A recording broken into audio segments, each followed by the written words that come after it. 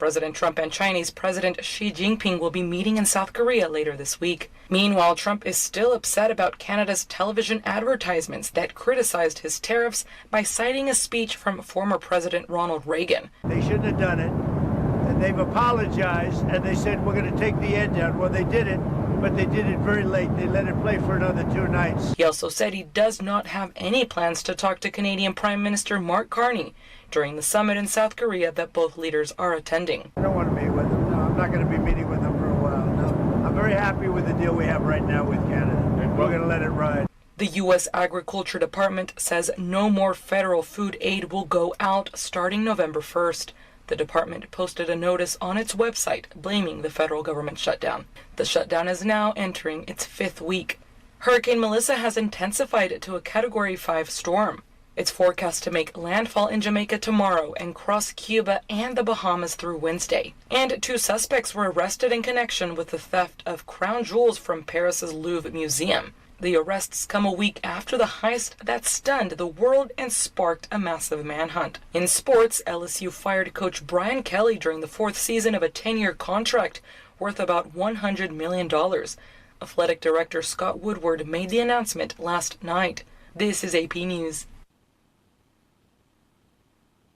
AP correspondent Charles de Ledesma reports a small group of Afghan refugees are returning to international soccer. Some 4 years after players from the Afghanistan women's national soccer team fled their homeland amid the Taliban's takeover, a number of the teammates are representing their country once more in an international soccer competition, only this time as refugees. The tournament represents a first major step in the fight to be officially recognised as a national team on the global stage. Collectively, the women call themselves Afghan Women United.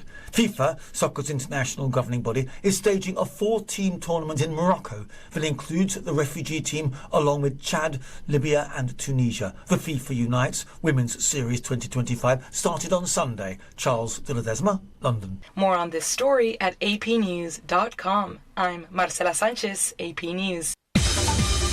This is 8:20 a.m. WCPT Willow Springs and streaming worldwide at WCPT820.com. We are Chicago's progressive talk, where facts matter. Now, your WCPT 820 weather update.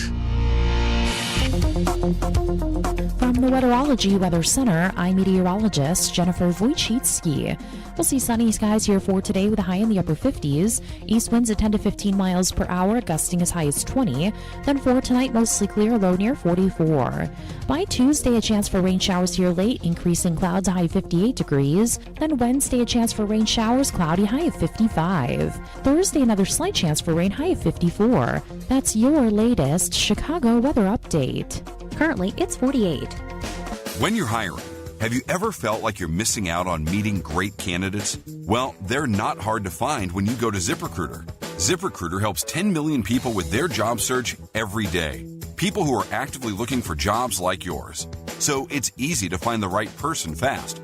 4 out of 5 employers who post on ZipRecruiter get a quality candidate within the first day. Try ZipRecruiter for free at ZipRecruiter.com/free. That's ZipRecruiter.com/free. Chicago's progressive talk, WCPT 820, where facts matter. Welcome to Choose Views with Richard Chu.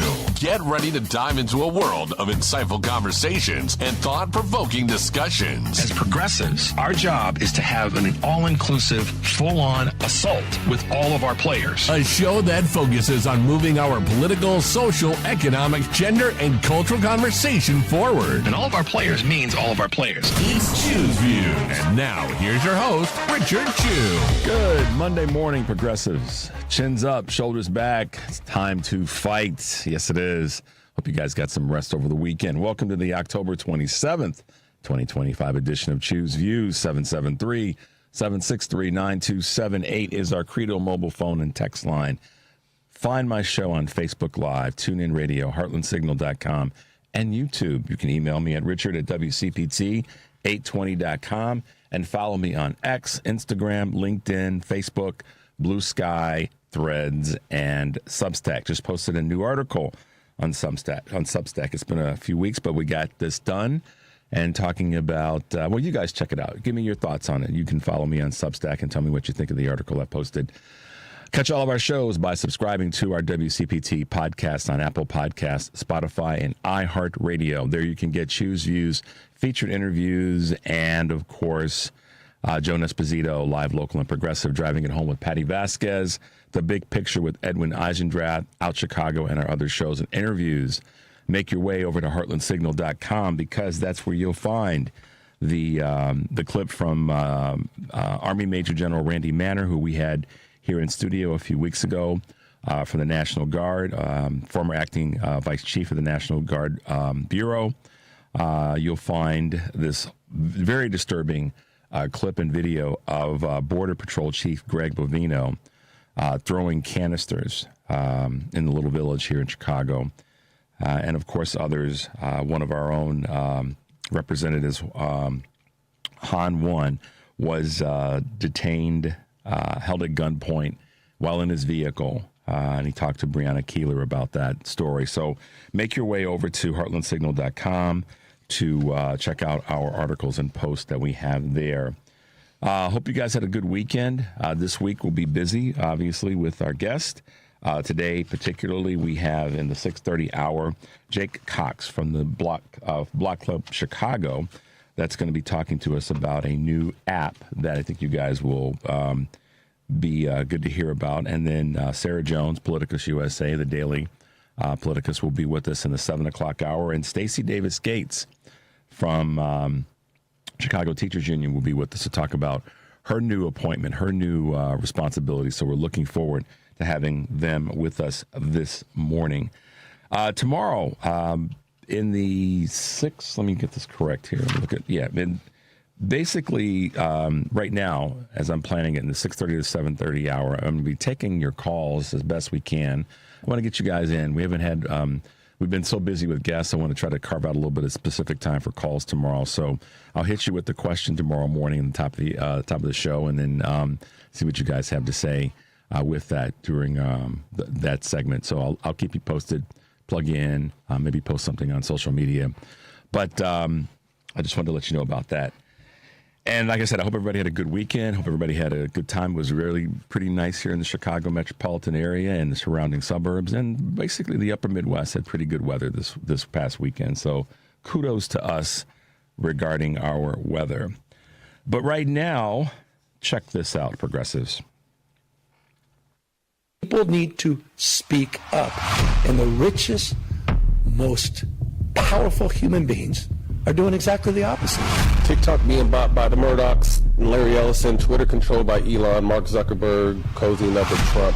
How dangerous are these type of situations? I'm surprised Trump doesn't sell knee pads with his initials in and bibs on his, for you right, busters. As he's selling perfume that smells like success and, Trump watches and crypto, selling out this country, the greatest grift in modern American history.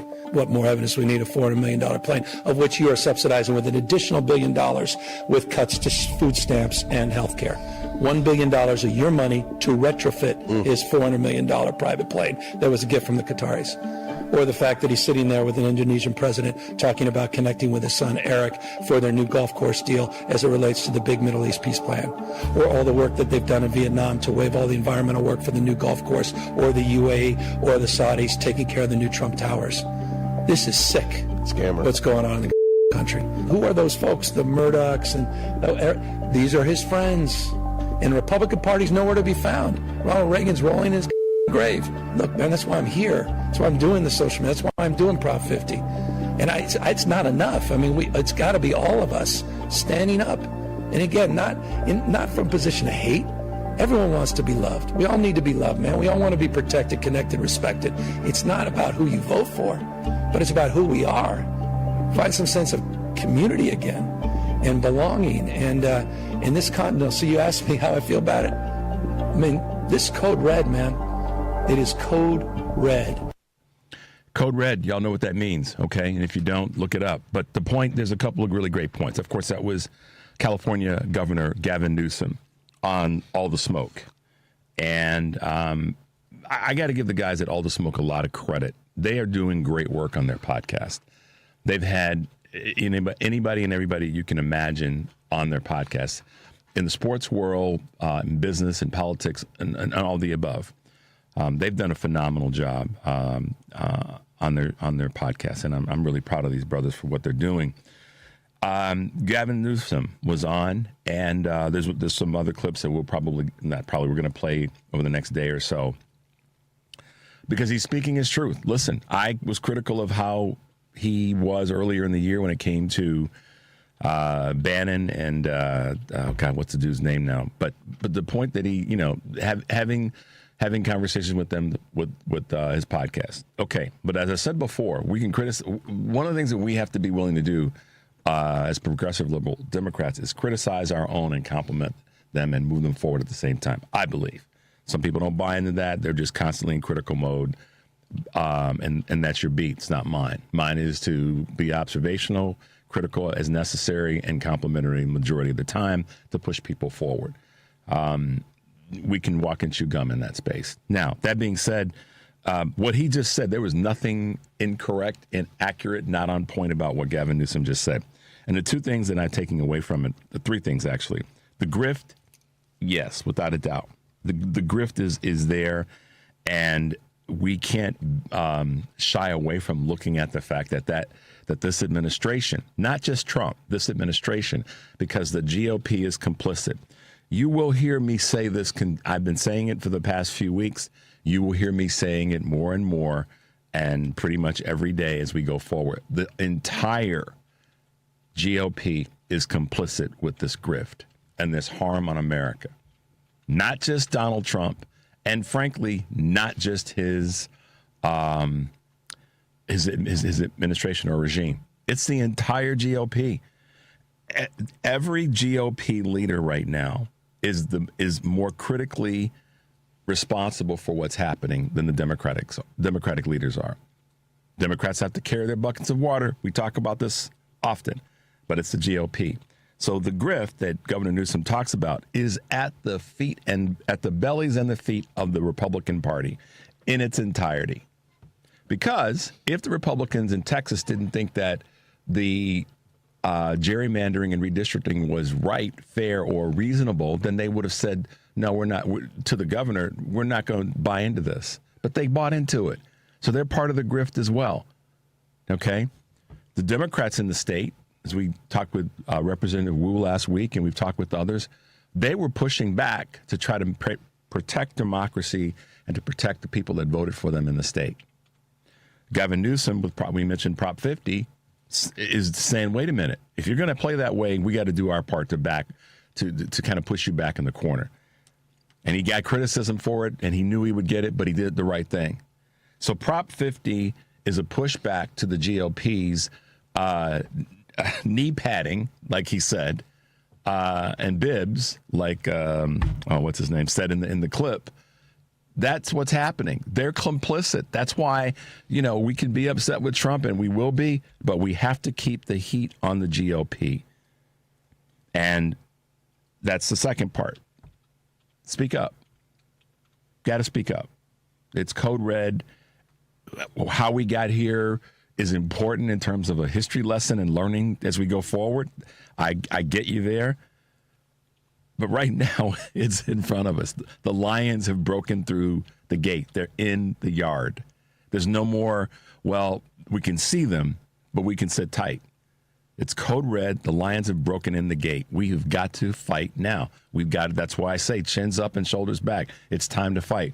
We don't have that luxury, guys. So coming out of the gate today on this, Monday, October 27, 2025, yeah, I'm saying it. Stop navel gazing, stop clutching one's pearls, and nobody be offended by that, okay?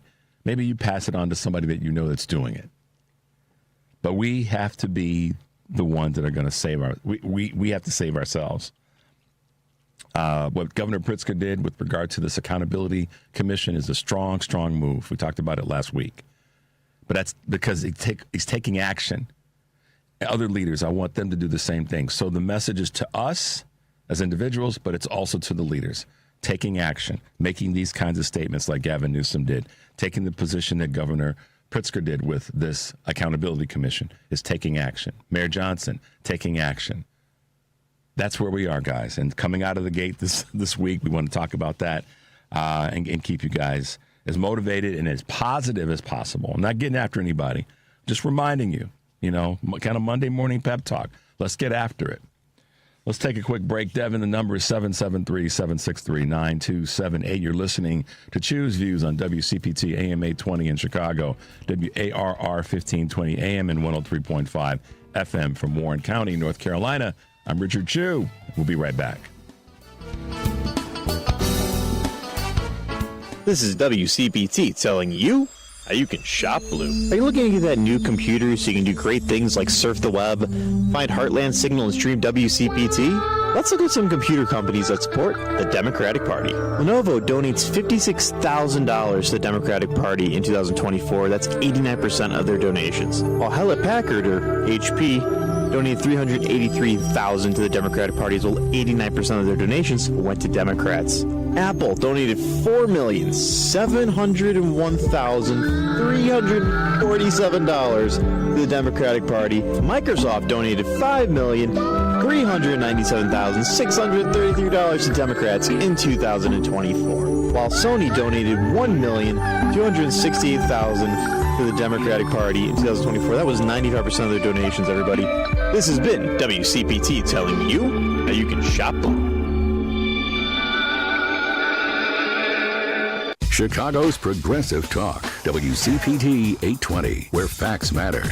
Welcome back to Choose Views with Richard Chu. That's right. Welcome back, guys. Hope everybody had a good weekend, whether in the Chicagoland area, really anywhere in the country that you're listening. We had good weather here in Chicago and the surrounding communities. Always nice. Fall is beautiful. It kind of quickly happened. It rained last Sunday, a week ago Sunday, and like leaves just dropped out of the sky. But here we are. We're kind of in that middle point of fall, which is great. So I hope everybody had a good weekend. Let's hit them with a couple of Choose Views news items on this October 27th, 2025.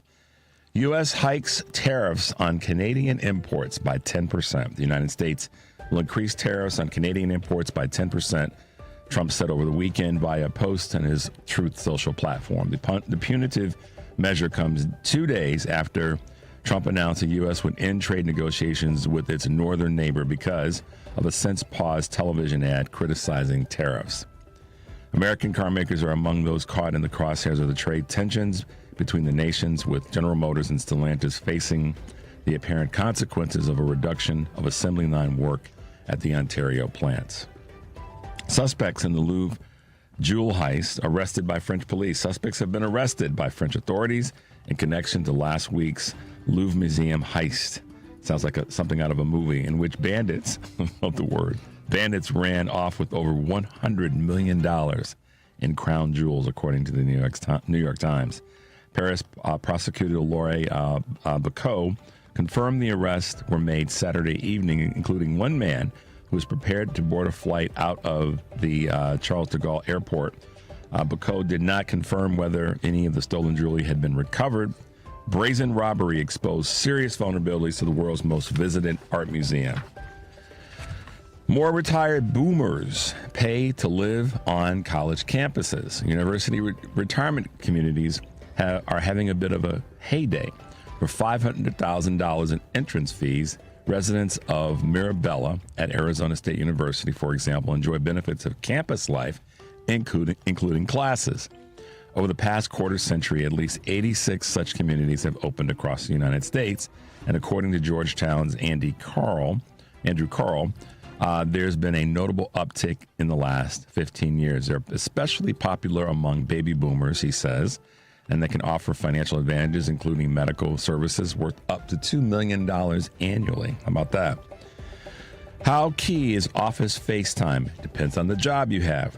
Where you work may matter more depending on what you do. About half of U.S. professionals believe they need to be seen regularly in person to get promoted, according to LinkedIn's latest workforce confidence survey.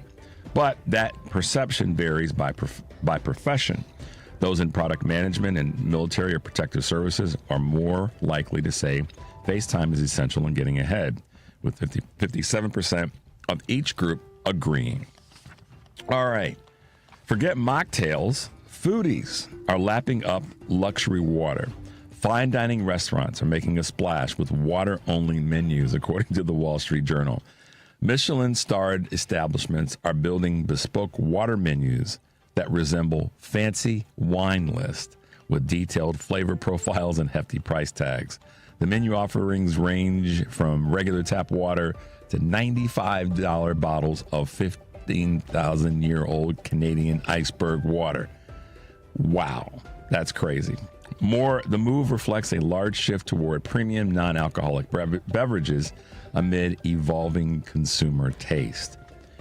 And almost there, Gen Z pushes back on the workplace crisis culture. What does that mean? We've all experienced a work, quote, emergency that feels like a gross distortion of the word, be it last-minute PowerPoint or performative all-nighters that could have waited until morning.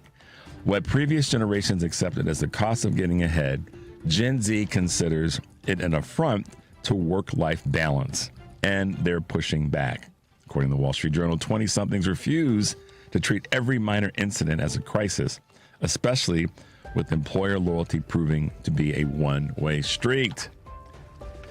Last but not least, retailers face threats as AI enters the checkout. Walmart shares got a boost recently when the retail giant announced it would allow shoppers to make purchases via OpenAI's ChatGPT. As AI chatbots become more widespread, the thinking goes it's only logical for retailers to integrate their e-commerce, offerings into these platforms. But not so fast, according to the Wall Street Journal. Circumventing retail websites and apps could become costly. Customer loyalty could be eroded, add-on sale opportunities could be lost, and ad revenue may also take a hit. So there you go. A little bit of everything this morning. Choose Views News, just to bring you guys up to speed on a few things. Good to be with you as always. And as I said before, this morning we've got a back-to-back guest here on this Monday, the 27th of October. Today on Live, Local, and Progressive, Joan Esposito will be talking, to Rick Smith, host of The Rick Smith Show, weeknights 7 to 8 p.m. on WCPT. Live, Local, and Progressive, weekdays 2 to 5 here on WCPT AM 820, heartlandsignal.com, and tune in. And then tonight on Driving It Home, Patty Vasquez will be joined by Dr. Jason Buzzell, Chicago Community Acupuncture, Jesse Rojo, the community organizer and chair of the Illinois Vets for a Change, and Joe Walsh will be with Patty Driving It Home 5 to 7 p.m.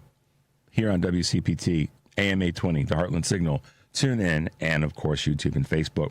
This week on my show, Choose Views, my guests will include Miles Taylor, Kristen Quarles of Fair Share America, comedian and activist Dana Goldberg, Yale University national security expert Margaret Donovan, and historian Michelle Duster will all be hanging out with us this week. So make sure you're checking us out. And again, our Credo mobile phone and text line, as always, is 773-763-9278. And WCPT listeners now get 25% off for 2 years at Credo Mobile, and that goes with the code that you can use, WCPT25. Credo Mobile, a progressive phone company that's better for all people and the planet. And then you can visit their website at credomobile.com. There you go, guys. Kind of off to the races this morning. So let me bring you up to speed on something that took place that I'm going to talk about a little bit more tomorrow, and I'll have the audio to part of this. Congressional Democrats were here in Chicago, 19 of them, in fact, to hear about the immigration enforcement blitz. And I've got audio from it that we're going to play probably tomorrow that, you hear a little bit from each of the members of the 19 members of Congress that came to Chicago to conduct oversight on Trump and ICE. So I'm looking forward to sharing that with you guys tomorrow in its edited fashion. It's Friday's gathering was the fourth in a series of shadow hearings. And Representative Pramila Jayapal from Washington was one of the lead congressional voices. And she stood strong and proud with Mayor Johnson to talk about this. So I'm looking forward to bringing that to you guys tomorrow. Then you want to tune in for that. It's powerful. The solidarity that it shows for me was probably one of my biggest takeaways. And I say that in alignment with what I talked about earlier about, the Republicans, the GOP, they have the numbers right now. We know that. But that shouldn't, and that doesn't allow the Democratic leaders on all levels to sit down and not do anything. They have to be active. They have to show. Let me put it this way: there's the conversation out there that Democratic voters are turned off by what Democrats are not doing. That's part of the strategy that the Republicans want to be the optics, and I would say that part of what's coming from parts of the media is to provide this sort of image that Democrats aren't doing anything, and then by that distraction, if you will, it makes it look as though Republicans are doing something, when in fact what they're doing is harming people.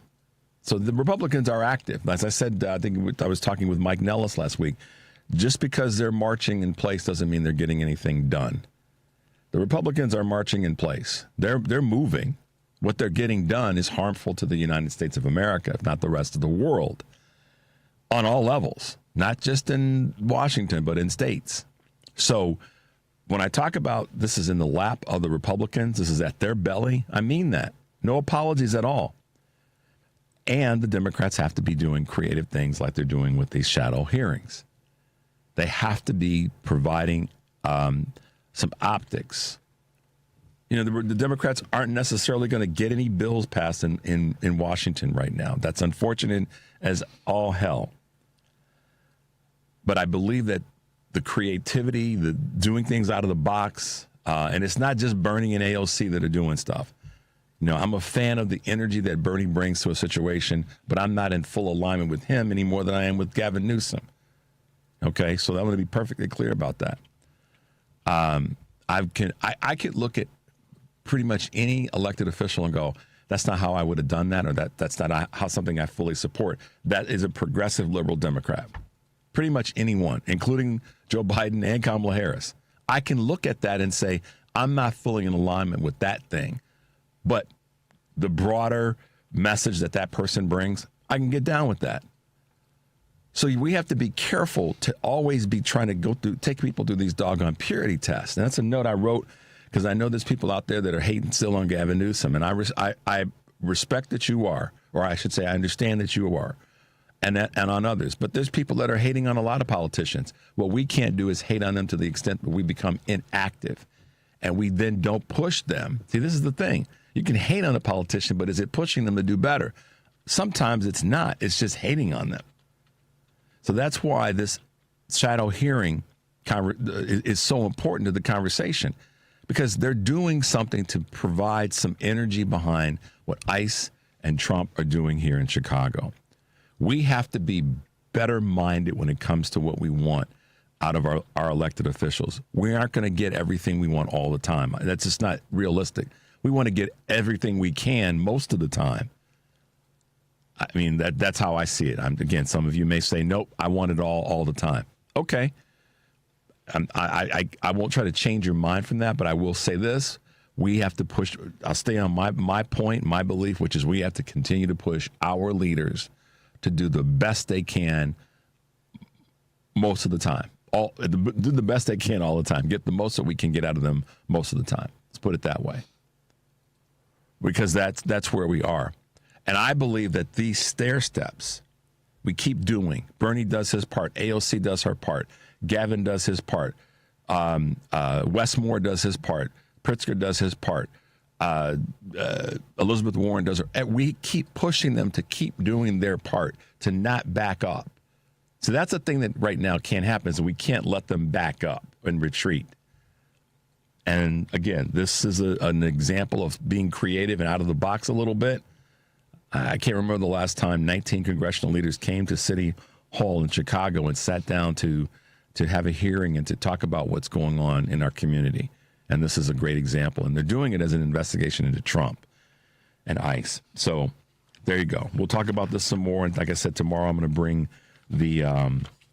I'll have the audio to some of this so that you guys can at least tap into that. We're going to take a quick break. We ran over a little bit. You're listening to Choose Views on WCPT, AM 820 here in Chicago, WARR 1520 and 103.5 FM in Warren County, North Carolina. I'm Richard Chu. We'll be right back.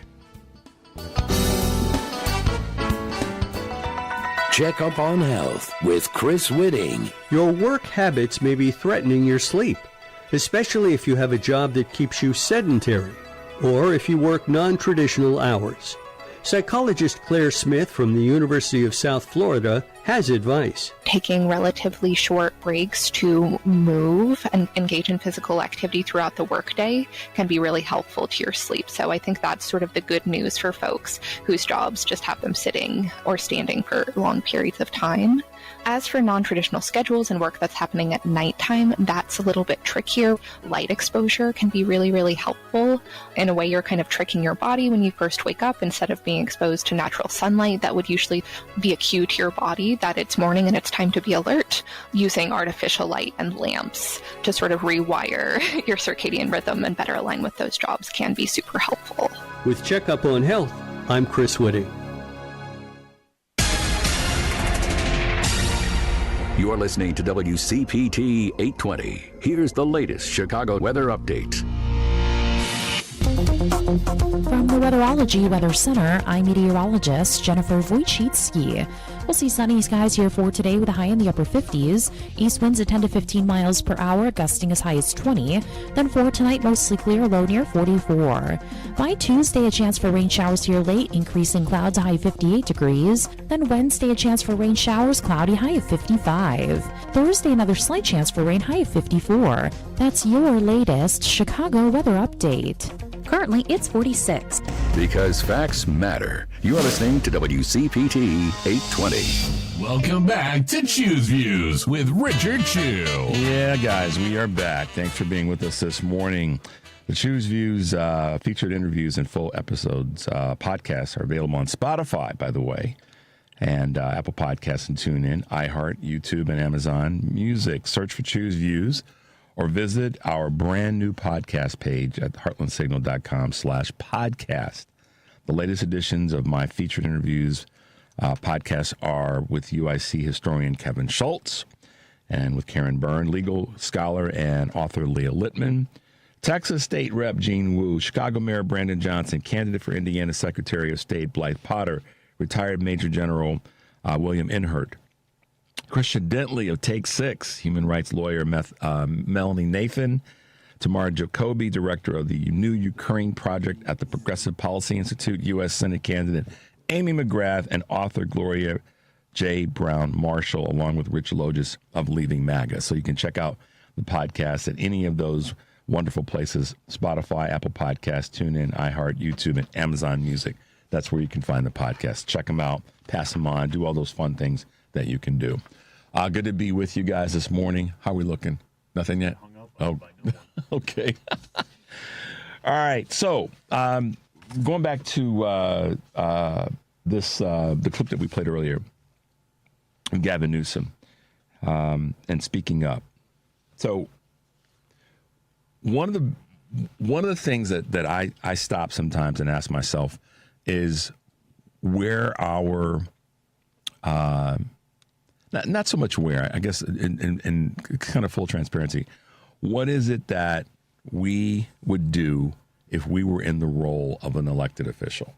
I ask myself this question a lot. Like, what would I, I've said this on the show, and I'll be as brutally honest with myself about this.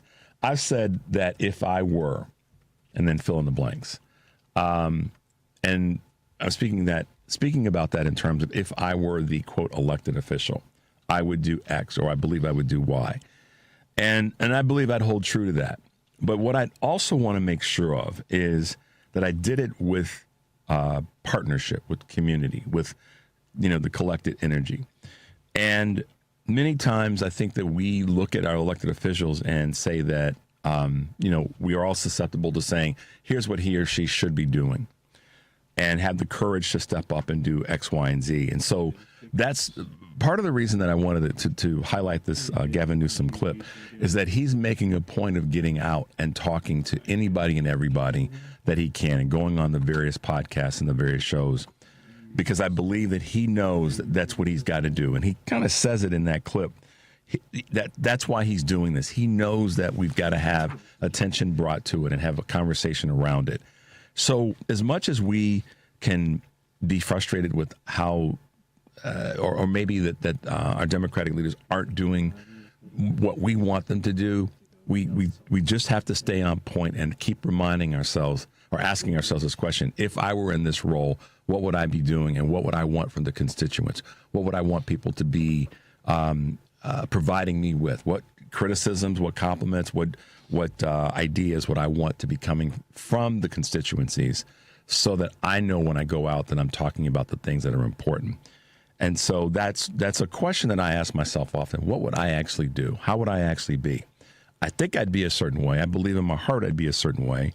But I certainly would want to know what people are challenged with and concerned about, and how we can, how as an elected official I would be able to go forward and do the things that the community that elected me wants me to do. So I just wanted to kind of share that little bit of, I don't know, I guess, insight into my brain on this topic of elected officials being out and talking.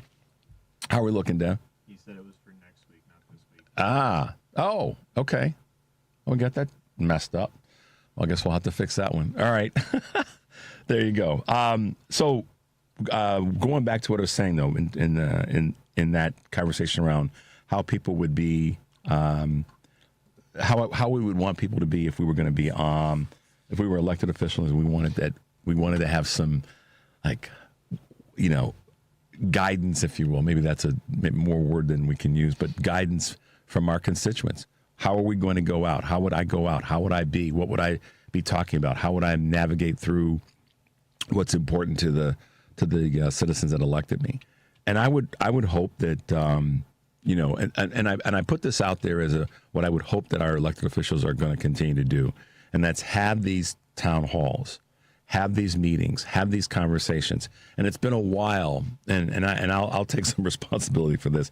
It's been a while since I've talked about our elected officials going out to do just that, which is to get with the community and to talk with the folks in the communities, not just the ones that the community that elected them, but also the ones that are not being tended to by the people that are on the right.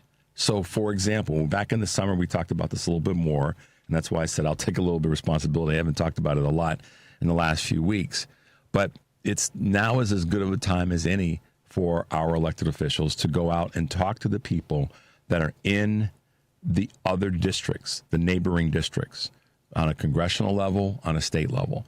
Talk to the people that have those town halls in those other communities, because they are running away from the issues. It may the feeling, or maybe the perception might be that Republicans are getting things done, like I said a few moments ago.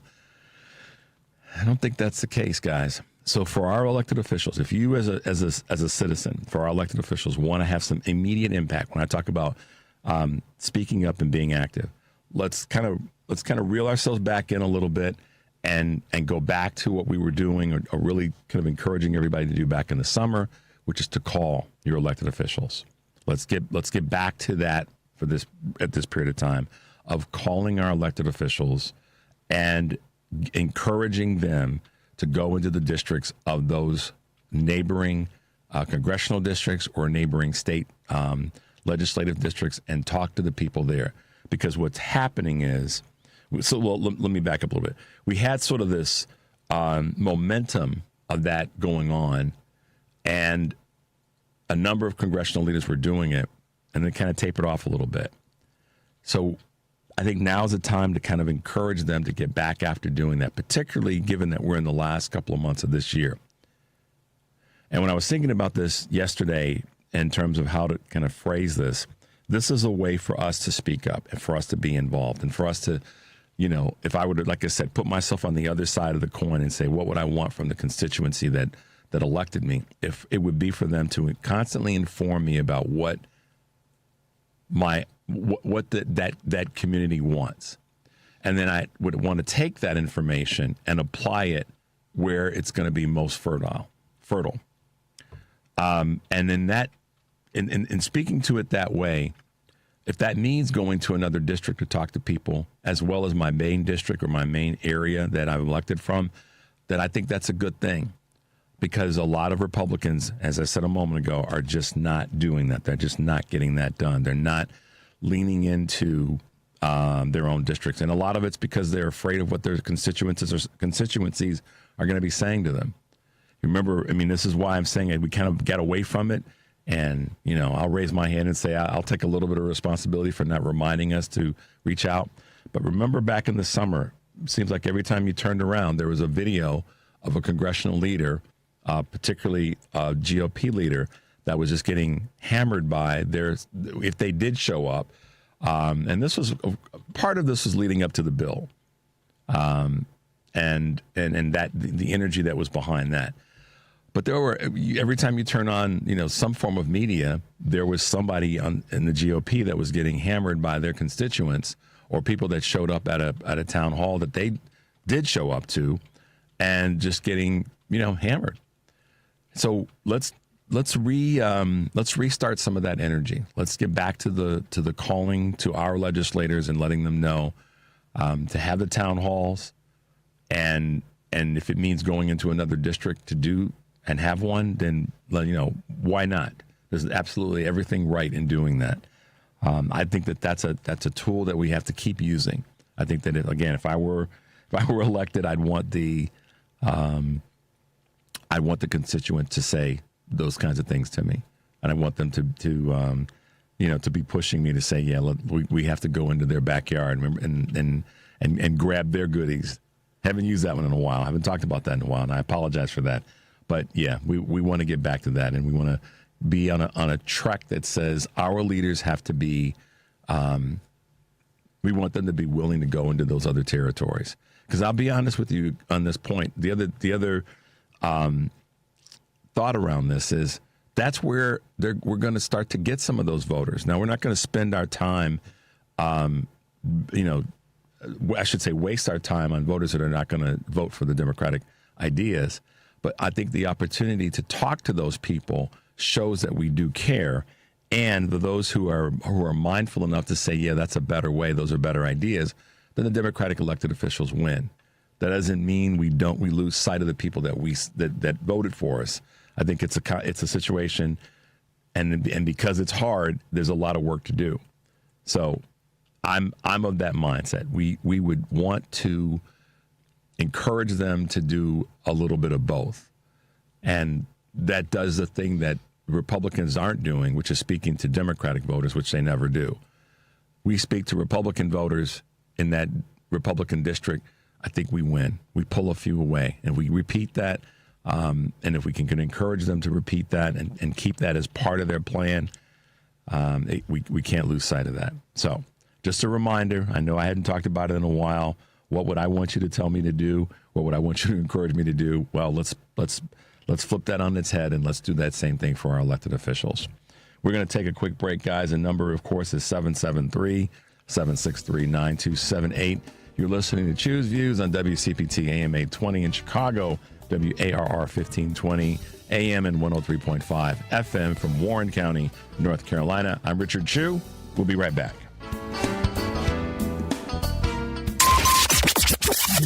WCPT Replay.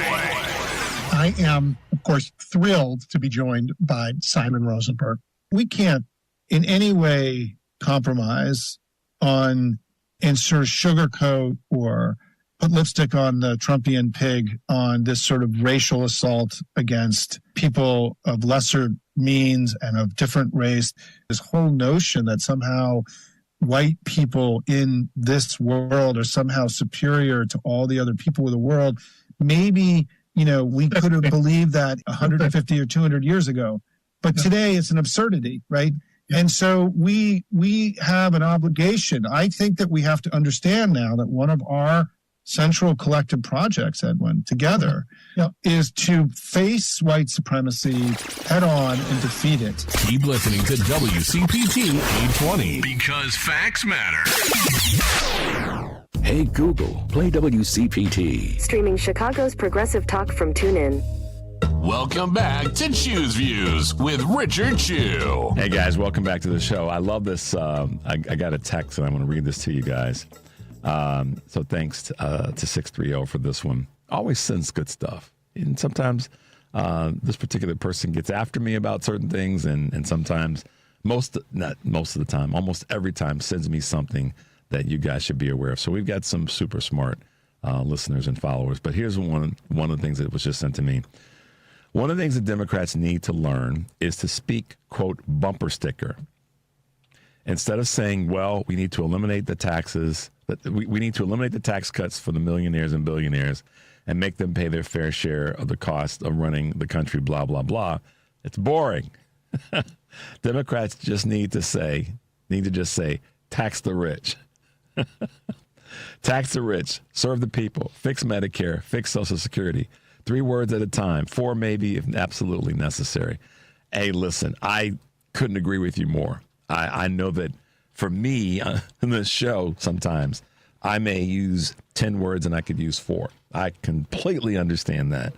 But yes, that is that's good information. That's good thinking. Let's just make it plain. Tax the rich, serve the people, fix Medicare, fix Social Security.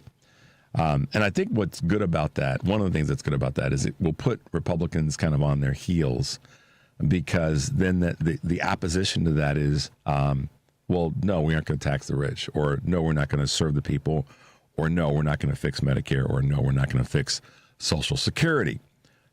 That's when it's a simple statement that's easily grabbed by those who are listening. It's also one that the opposition has got to come back with something that is in direct contrast to it. So good message, good information there. So I'm glad to read those live when we get them from people who follow the show.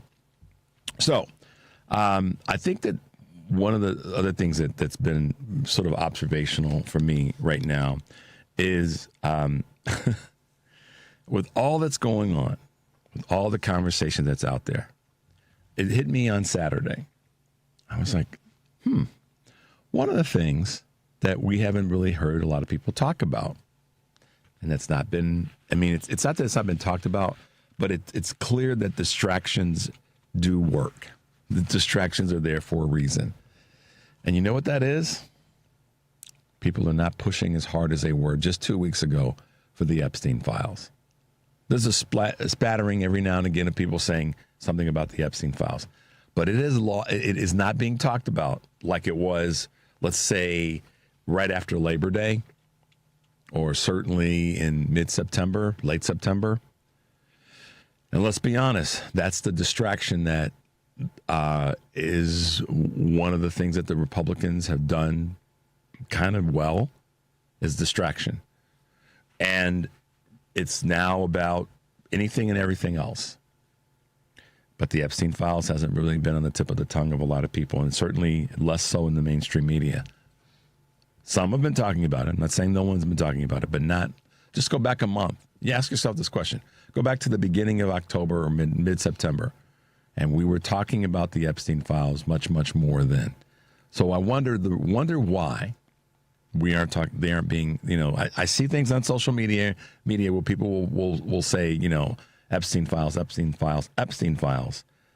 But is it the conversation that we're hearing from even our own congressional leaders? And I'm not pointing any figures of negativity to anybody or any group. I'm just saying it's interesting how distractions do work. And this administration has, because of the way in which they've been dodging this bullet, is probably relieved to some extent, because they've gotten a certain amount of help from the mainstream media by intent or accident. But either way, it's working.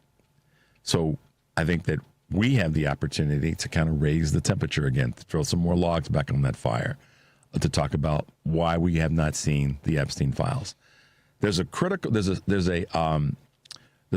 thing that hasn't happened as part of that, and that's the fact that that Mike Johnson is stalling on swearing in the newly elected by the citizens of her community,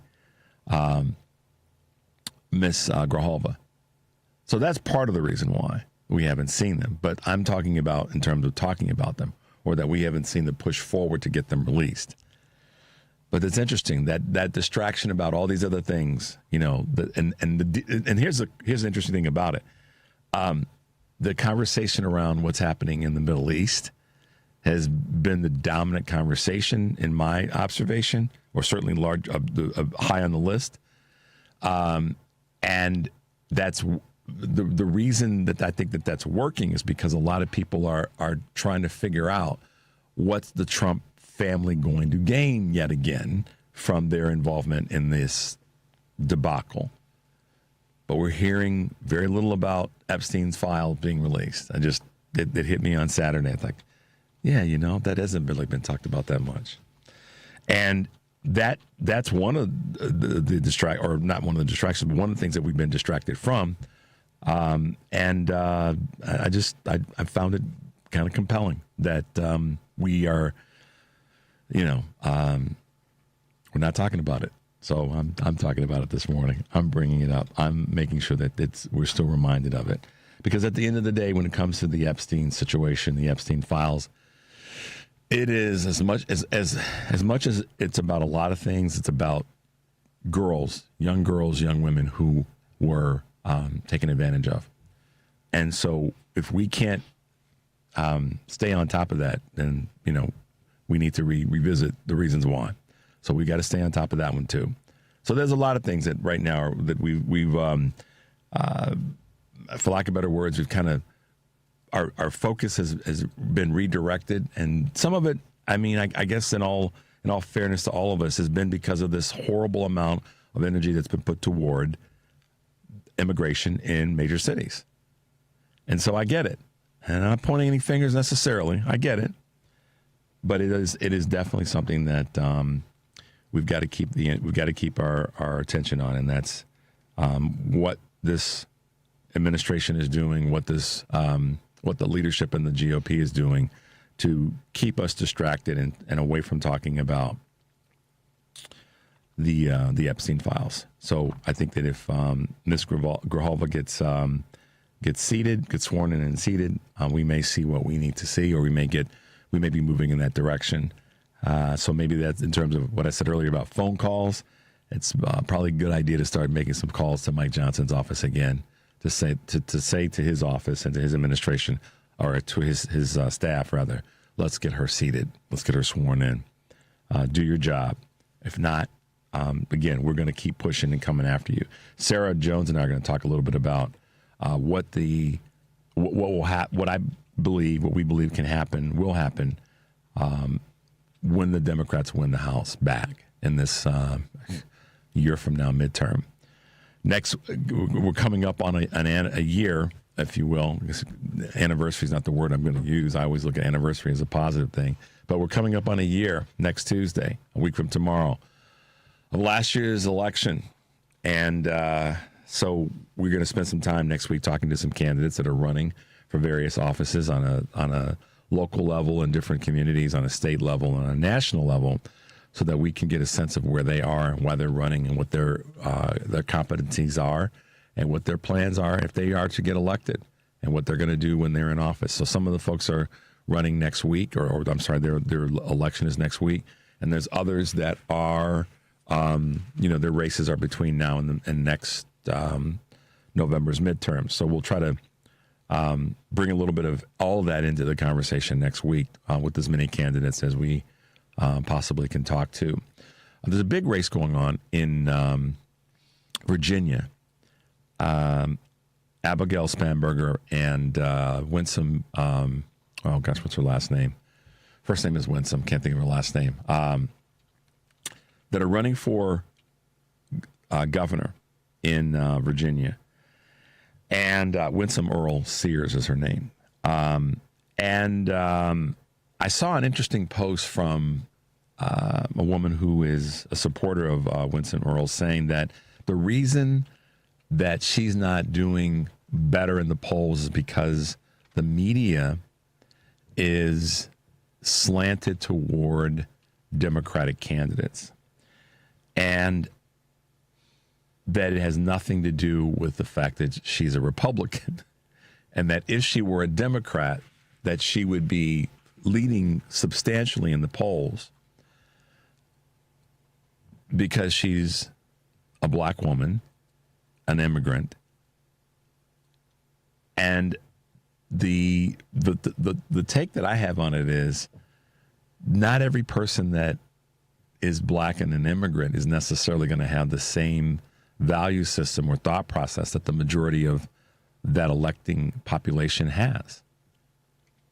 And so I decided to reply to that person and say, maybe what you should look at is that her policies, and she was a lieutenant governor in Virginia, but some of her policies are the things that are harming her more than anything else. Not that she might check some other boxes that people might think would be important. They are important, but in this particular case, even with her being a Marine Corps veteran, just because she has those other boxes checked, being a Marine Corps veteran, being of color, being an immigrant, maybe the fact that she does have an R behind her name is one of the problems, because she's representing what the Republican Party and their harm has been doing to so many people in that state. So how about that? Let's look at it from that perspective. But anyhow, I figured I'd poke the bear a little bit on that one in terms of just because a person's of a particular community doesn't mean that they're the best person to represent the community. You know, that's been a conversation that a lot of people don't want to have. But there you go. All right, guys, we're going to take a break. Coming to the top of the hour, 773-763-9278. You're listening to Choose Views on WCPT AM 820 in Chicago and WARR 1520 AM and 103.5 FM from Warren County, North Carolina. I'm Richard Chu. We'll be right back. This is a WCPT Veteran Minute. During the Civil War, 11% of the Confederate Army was made up of enslaved men forced to join. One of these men was Robert Smalls. Smalls was a deckhand on the Confederate supply ship known as the Planter.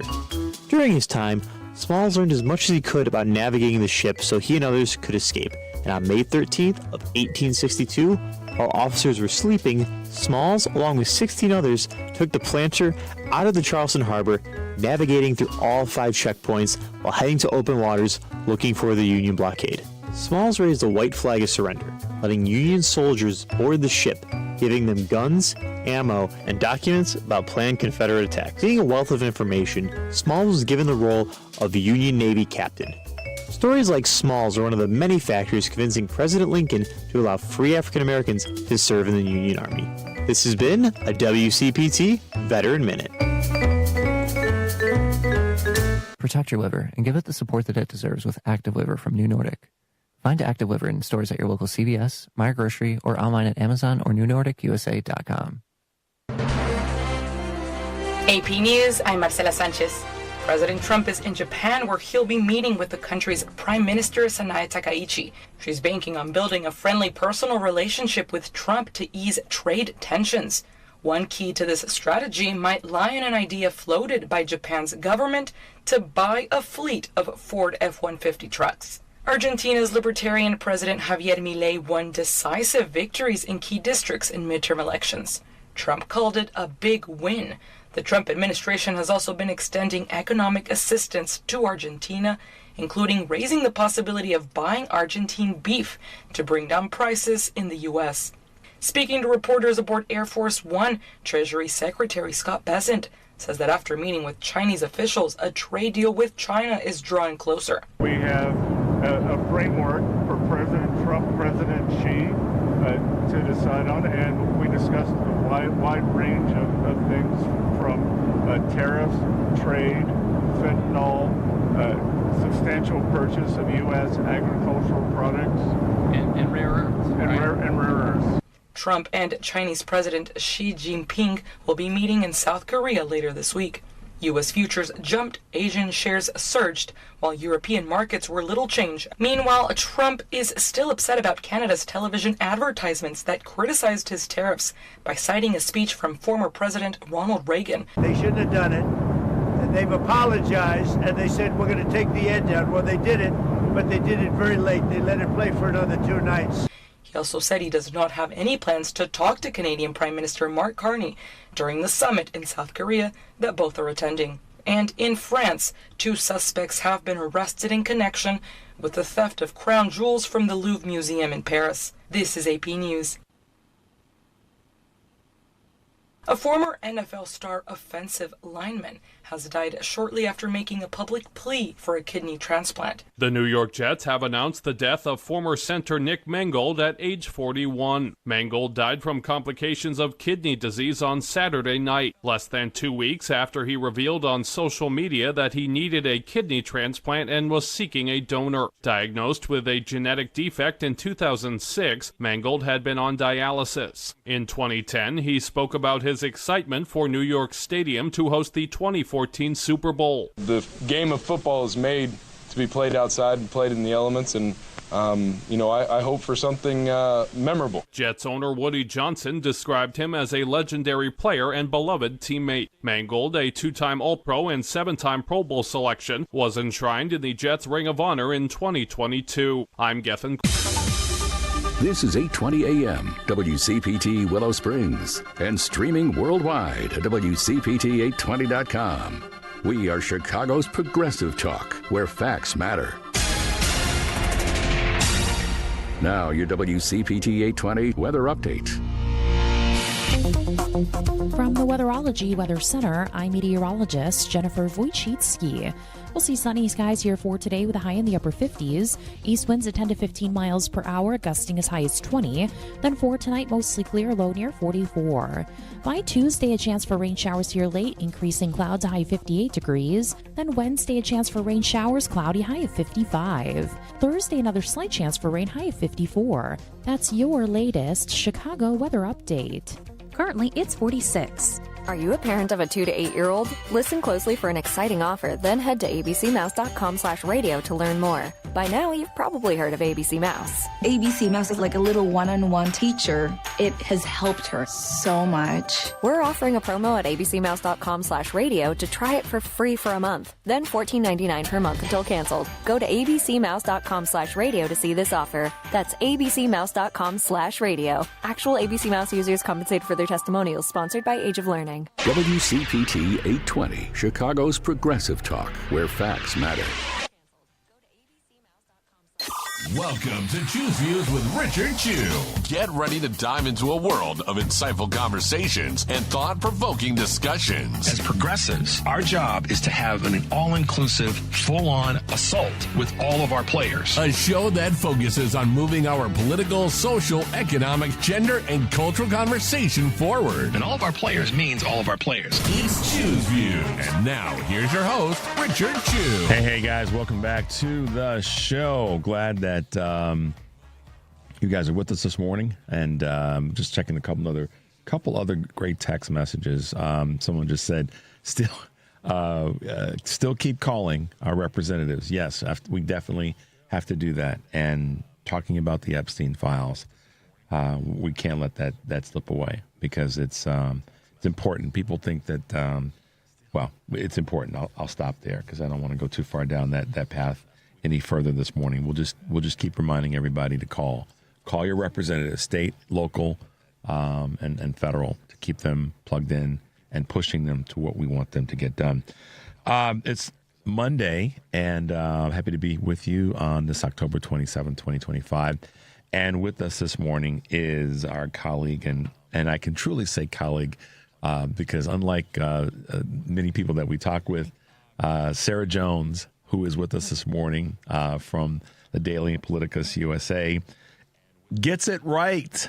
She gets it right, guys. She definitely, with her posts and her articles, she gets it right, and she does it in a way that informative, but it allows us to say, okay, I'm going to chart a path toward what I can get done and how I can get involved. So, Sarah, good morning and welcome to Choose Views on WCPT. How are you doing? I'm all right. Good morning, Richard. I think I'm like everybody else in the country.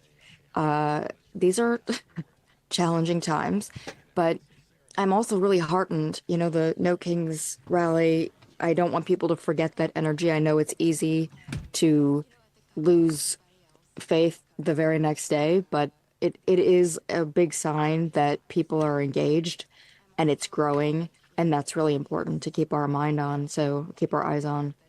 Yeah, it's interesting because we didn't. The rallies were last weekend, and we didn't get a chance to talk last Monday because it's our alternate Monday. But you posted some great, as always, articles regarding that, and I said on Monday, and I said through the course of last week, asked the question, "What's next?"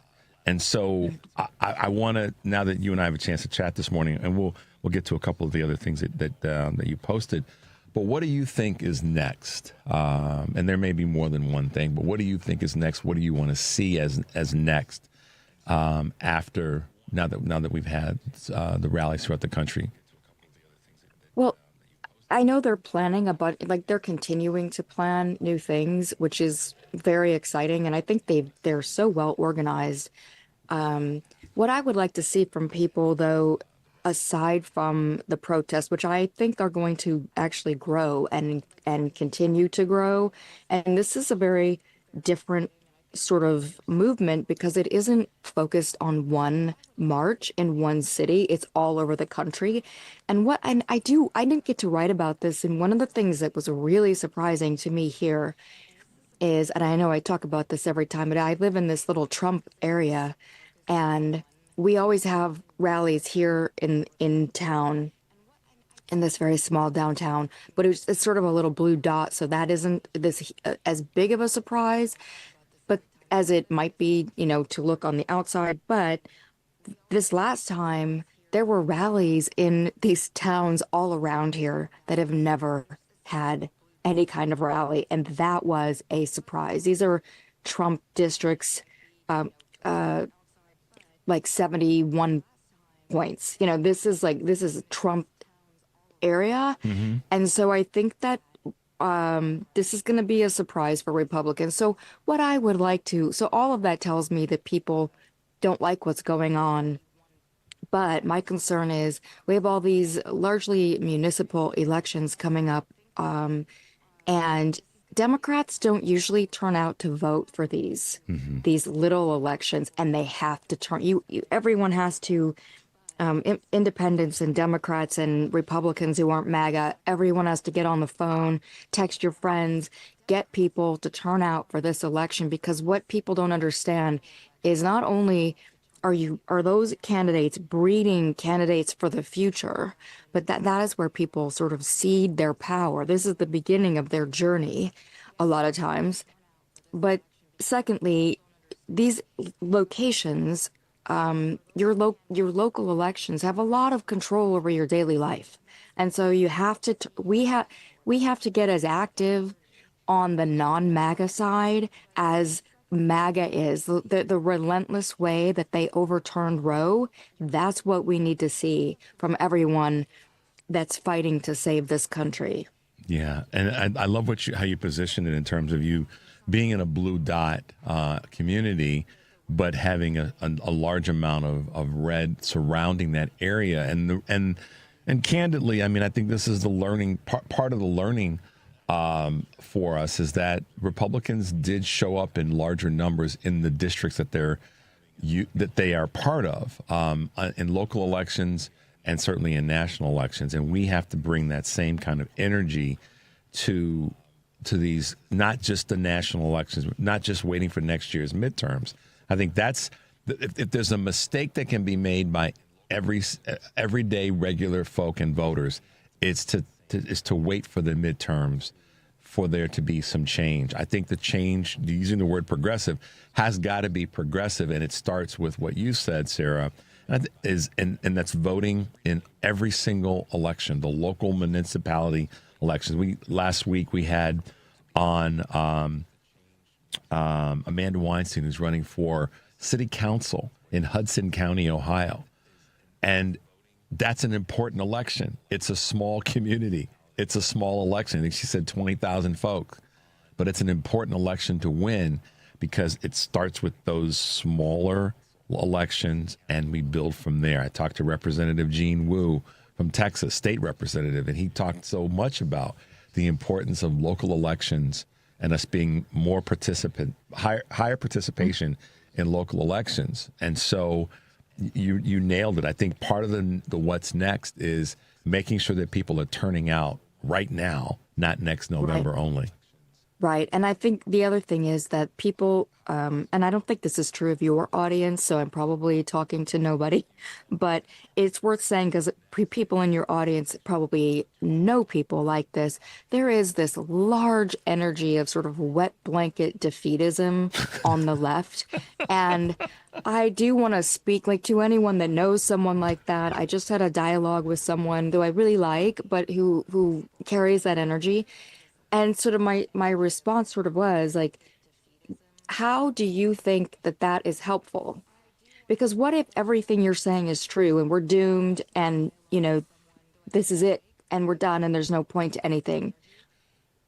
What would you choose to do going forward? My approach to that would be, and I don't believe that that's the case, but if that were the case, I would want to go down fighting. Yep. I want to go down waving the flag and saying, you come and take this from me, And I've been watching these videos of Americans standing up for their neighbors and waving the flag. And one of them was yelling at ICE officials and saying, I will die for this. Mm-hmm. Yeah. And I thought, yes, I feel that way. That I will die for this. This is my country. I believe in freedom and liberty, and I am not going to back down. I am not going to be intimidated. Yes, I feel completely gutted by what is happening. Yes, every day I feel that. I live this all day for work. I am, just drowning in that emotion constantly. When I see someone assaulted, when I see what's happening to the White House, when I see and I hear their comments, telling federal agents wrongly, I might add that they have immunity and can do whatever they want. That's not true. There are some, that is a nuanced discussion, but overall that is not true. And those things gut me. They just absolutely are a punch to the gut. But the response to that can't be, okay, then come and take it all. Yeah.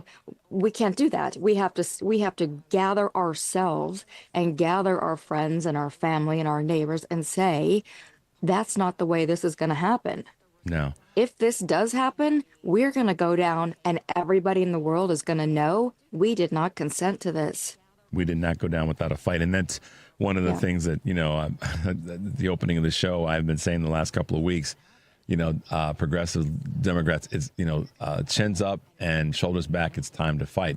It's been time to fight for a long time. I think we know that, but I'm not trying to sound like I'm punishing, or not punishing, but I'm getting upset with anybody for what they didn't do.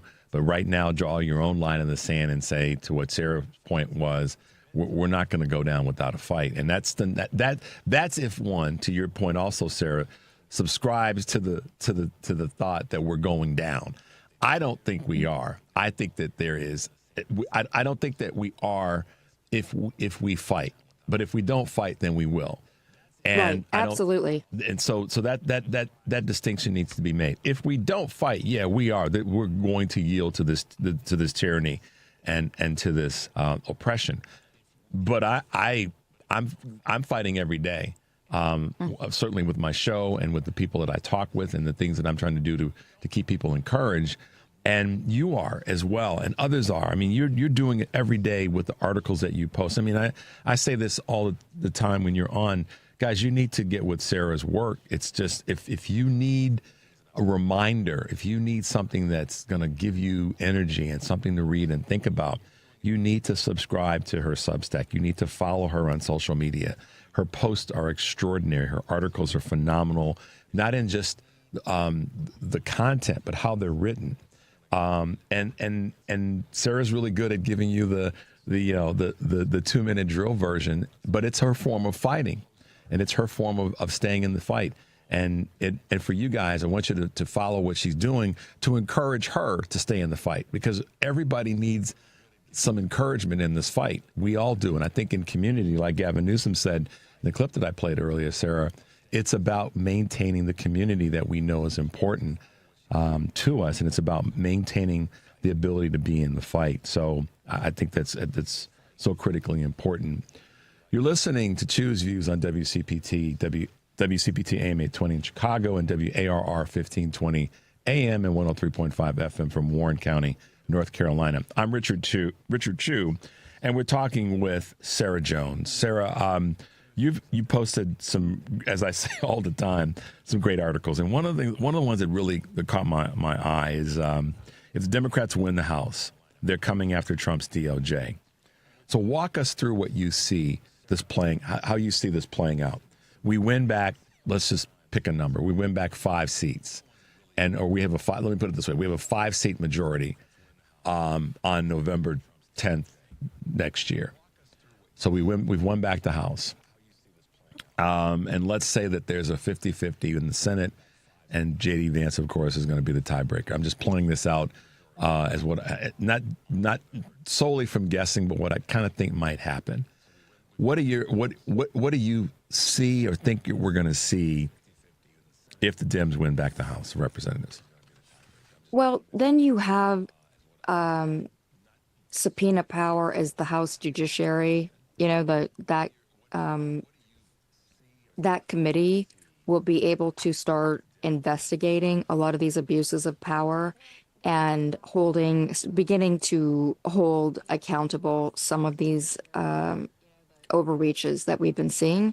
The weaponization of the DOJ, for example. And I would also say, because we know this is coming, the weaponization of the IRS, which I was a victim of from Trump twice.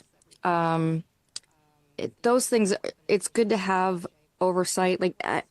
Right now, Republicans have ceded the constitutional frame of, having the Congress be a check on power for the executive, for example. So if Democrats take back the House, they will begin to set that right now. Because of what is likely to happen in the Senate, we're not going to see legislation that we might want to see. But it is these checks on power that is essential, and that will begin to happen. And I think Democrats are just beginning to get the message that they can't continue to do politics like they've been doing it. And so it's good to see, but they still need to be pressured. Everybody needs to continue to demand from them that because I think you touched on this earlier, and I think we always get to this point because it just blows my mind. But, we wouldn't be here had Nixon been held accountable properly. And we wouldn't be here if George W. Bush's imperial presidency model had been put to right. And a lot of that was the way he took over the DOJ with careerists that were political. And so all of these things, what happens is everybody, when Democrats win back power from what has largely been a Republican sort of attack on the way that the country is supposed to work, the co-equal branches of government, Democrats have been like, okay, we'll just sweep it under the rug and we'll move forward. Well, we can't do that. No. And so we need to make sure we have Democrats who understand that message. And one way they can get that message is what you already said, people contacting them. And I would say, if you look at what the Tea Party did to try to stop affordable health care, they were insane, right? They screamed at everyone. Well, I'm not suggesting people be rude like they were and making death threats like they did. That is not the right way to move forward. But to be a problem, people need to be a problem for everyone who is paid from their money, right? Because being nice is not getting the job done. You can be polite, absolutely, but you need to be a menace to them. They need to be tired of hearing from you. And that is what needs to happen, right? Because that is what they respond to, because they know that's a vote. Yeah. And Eric Grant says this often on the Family Meeting, which is another show that's on WCPT, and I'll glean a little bit from him on that. We need to make sure that they understand the impact and the import of fiscal and physical pain. Now, physical pain doesn't mean we're going to go out and punch somebody in the mouth, but they need to be the Democratic Party as we go forward, and this is why I say this all the time. We can be critical and complimentary and push them forward all in the same breath, all in the same sentence. But there needs to be this fear from the Republicans. The Democrats need to put some fear out there that says they need to think they're going to get punched in the mouth. And we as Democratic voters and supporters need to let our Democratic leaders know there should be some fear that you're going to get punched in the political mouth if you don't go to the elected office that you're elected to, whether it be local, state, or federal, and do the work. And that there needs to be that little bit of fear that there's going to be some pain that comes your way, some fiscal or physical pain. And the fiscal side of this, Sarah, is that we're not going to financially support, you or the businesses or whatever until you decide to act right. And so that is a message that I believe in. And I like one of our listeners just sent a text to me that agrees about the wet blanket people. They've got to sit down, basically. Shush is the word that our good listener shares with us. They need to shush if they're not going to get the work done. And then this is not just the elected officials; it's everyday people. If you're going to, that's those folks right now. It's an interesting balance, Sarah. We want those people who are carrying around that wet blanket to get out and vote and be participating in this process. But if you're not going to, then you kind of need to be quiet. If you're just going to scream and yell and whine, then you need to be quiet, because we need people that are going to step up and have a voice that's about going forward. I'm sorry. Go ahead. I didn't mean to interrupt you, but I completely agree. I had an insight with the person I was speaking to that some of this seems to stem from a depression, Yeah. And I think that is a common thread that runs through part of the left, because it's always been, in my lifetime anyway, it has been the underdog side of politics. I mean, since, for the last, I would say at least for the last 40 years, this has been a very moving forward conservative kind of, at least when you compare the United States to Europe, for example, our left, right, is sort of their middle. And so, and we keep moving further and further to the right in a lot of ways, and especially the way things are framed and told to us through the media.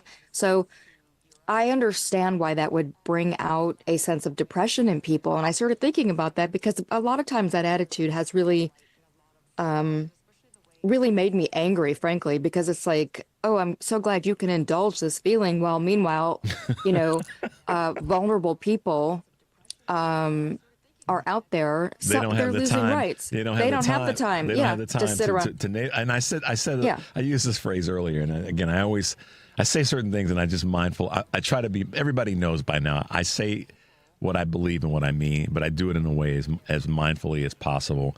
But I said, the navel gazing has got to end. We can't, and clutching our pearls has got to end. It's time for action.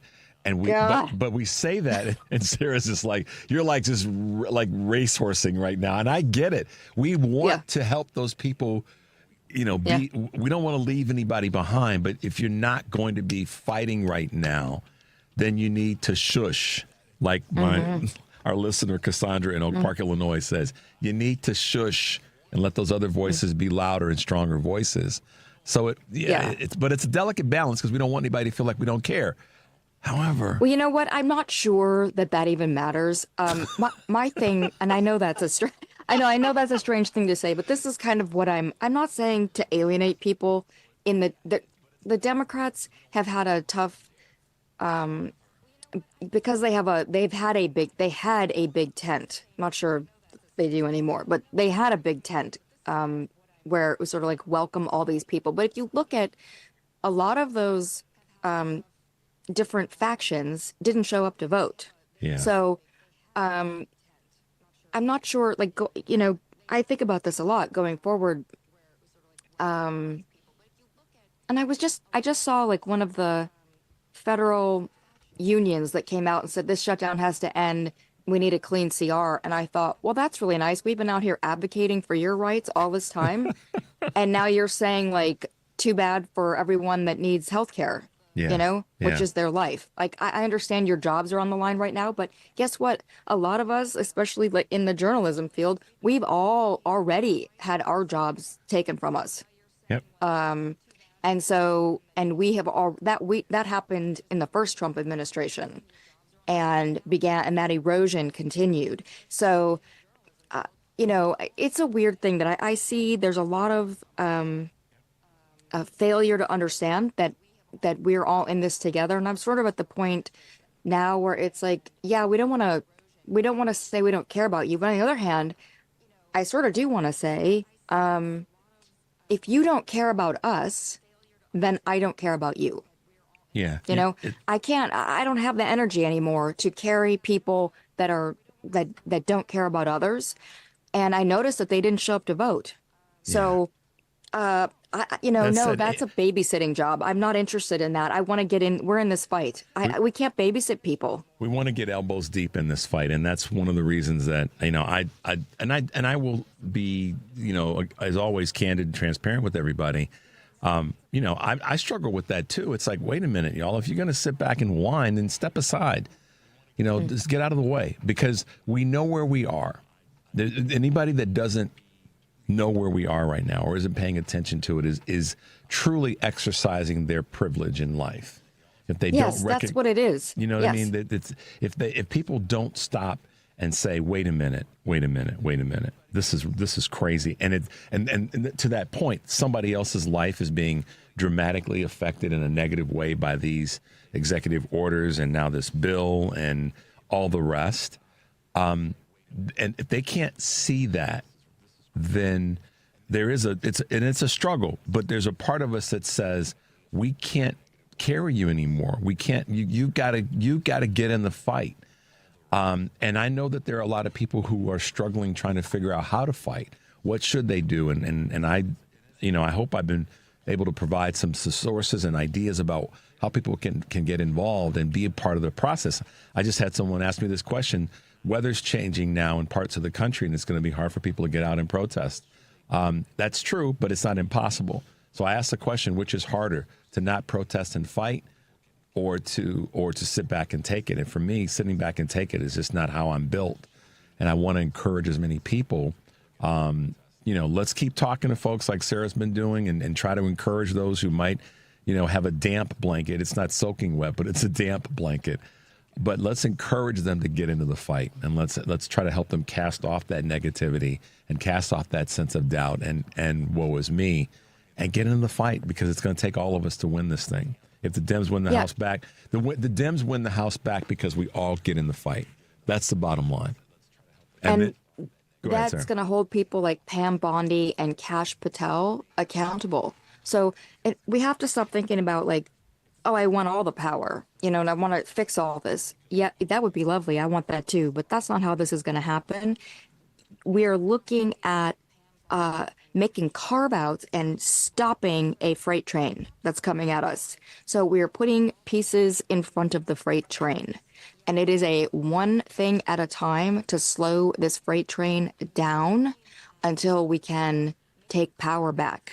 I love that. So that's what this is all about. I love that analogy, Sarah. You and I have been to the School of Analogies this weekend. I love that one.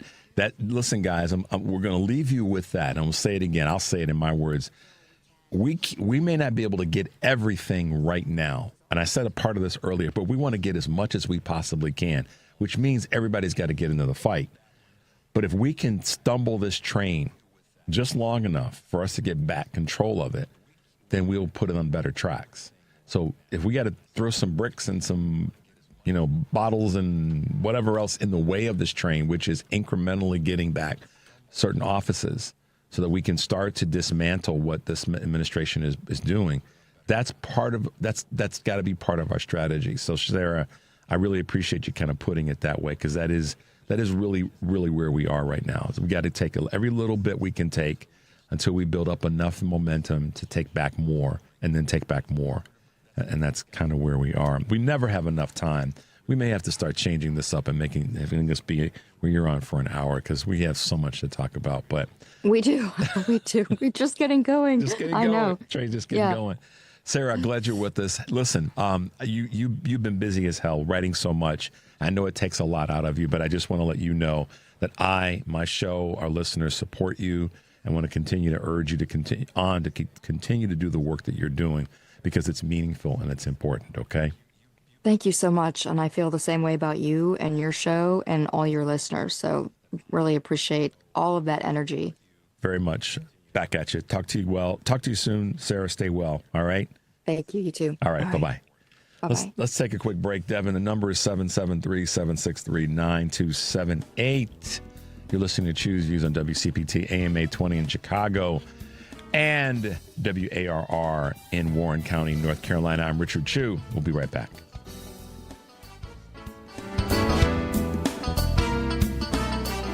This is a WCPT Veteran Minute. After working several odd jobs in New York City, Henry Johnson found his way into the National Guard during World War I. Johnson was assigned to the 369th Infantry Regiment, but the all-black unit was better known as the Harlem Hellfighters. The Hellfighters' first task was assisting the French Fourth Army. On May 15, 1918, Hellfighter Johnson noticed Germans attempting to break in. Johnson retreated to get backup from the French troops, noticing German soldiers were attempting to kidnap another Hellfighter. Despite standing at only 5'4", Johnson sprung into action. With only 3 bullets and a bolo knife, Johnson was able to kill 4 enemy soldiers and wounded 21 others, causing them to retreat, saving himself and his men. However, Johnson received a total of 21 injuries all over his body, including his left foot being shattered. Johnson was discharged, and his papers did not show his heroism or his injury, leaving him unable to receive any disability compensation, leaving Johnson penniless at the time of his death at age 36. Johnson's heroism went unnoticed for decades until President Barack Obama awarded him the Medal of Honor in 2015. At Straight Talk, we know the holidays are your time to say yes. So why put up with a wireless company that makes you say out of data? Or no service here? Switch to Straight Talk and say yes to real unlimited data on a reliable 5G network covered by Verizon. And with a free 5G phone when you activate select plans, someone else in your family can say yes! Available at straighttalk.com and Walmart. Based on RootMetrics State of 5G Report, United States 1H 2025. Experiences may vary. Not an endorsement of Verizon. For network management practices, visit straighttalk.com. Save big on everything for your next project when you shop at Menards. Spite Electric smart home products make everyday living simply smarter. Add color to your home's exterior with LED outdoor string lights. They're perfect for holidays or get-togethers, and they can be scheduled to automatically turn on or off. View our entire selection of Spite Electric smart home products today on Menards.com. Plus, check out our weekly flyer for other great deals happening this week. Save big money at Menards. You're listening to WCPT 820. Here's the latest Chicago weather update. From the Weatherology Weather Center, I'm meteorologist Jennifer Wojcicki. We'll see sunny skies here for today with a high in the upper 50s. East winds at 10 to 15 miles per hour, gusting as high as 20. Then for tonight, mostly clear, low near 44.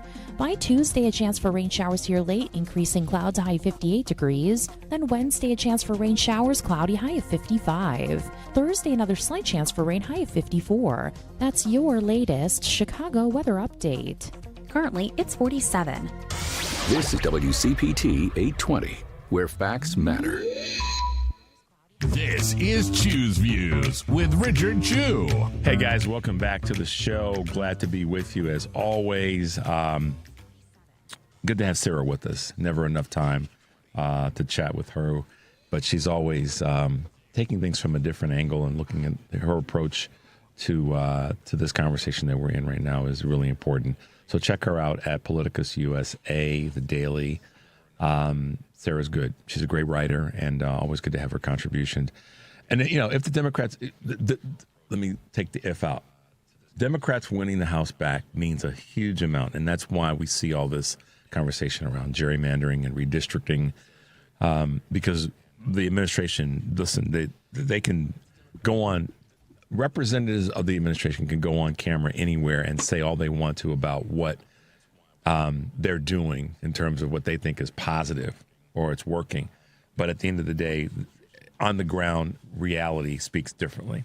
So we know that they're aware. My point is, we know that they're aware that their policies or their this bill and the executive orders, not even any policies necessarily, are harming America. I just saw this Fox News poll that asked, is Trump's administration harming or hurting the country? 52% of Republicans, this is a poll to Republicans, 52% of Republicans say that the Trump administration is harming the country right now. 52%. That's a big number. And so they know that the midterms are going to be devastating to not only the Republican Party, the GOP, but to this administration.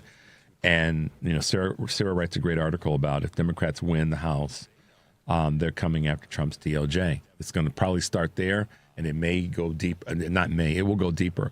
I'm actually looking forward to, and I'm sort of putting this out there, I'm looking forward to seeing a bunch of Democratic House members at the head of the committees that are going to drag in members of the administration. I'm looking forward to it.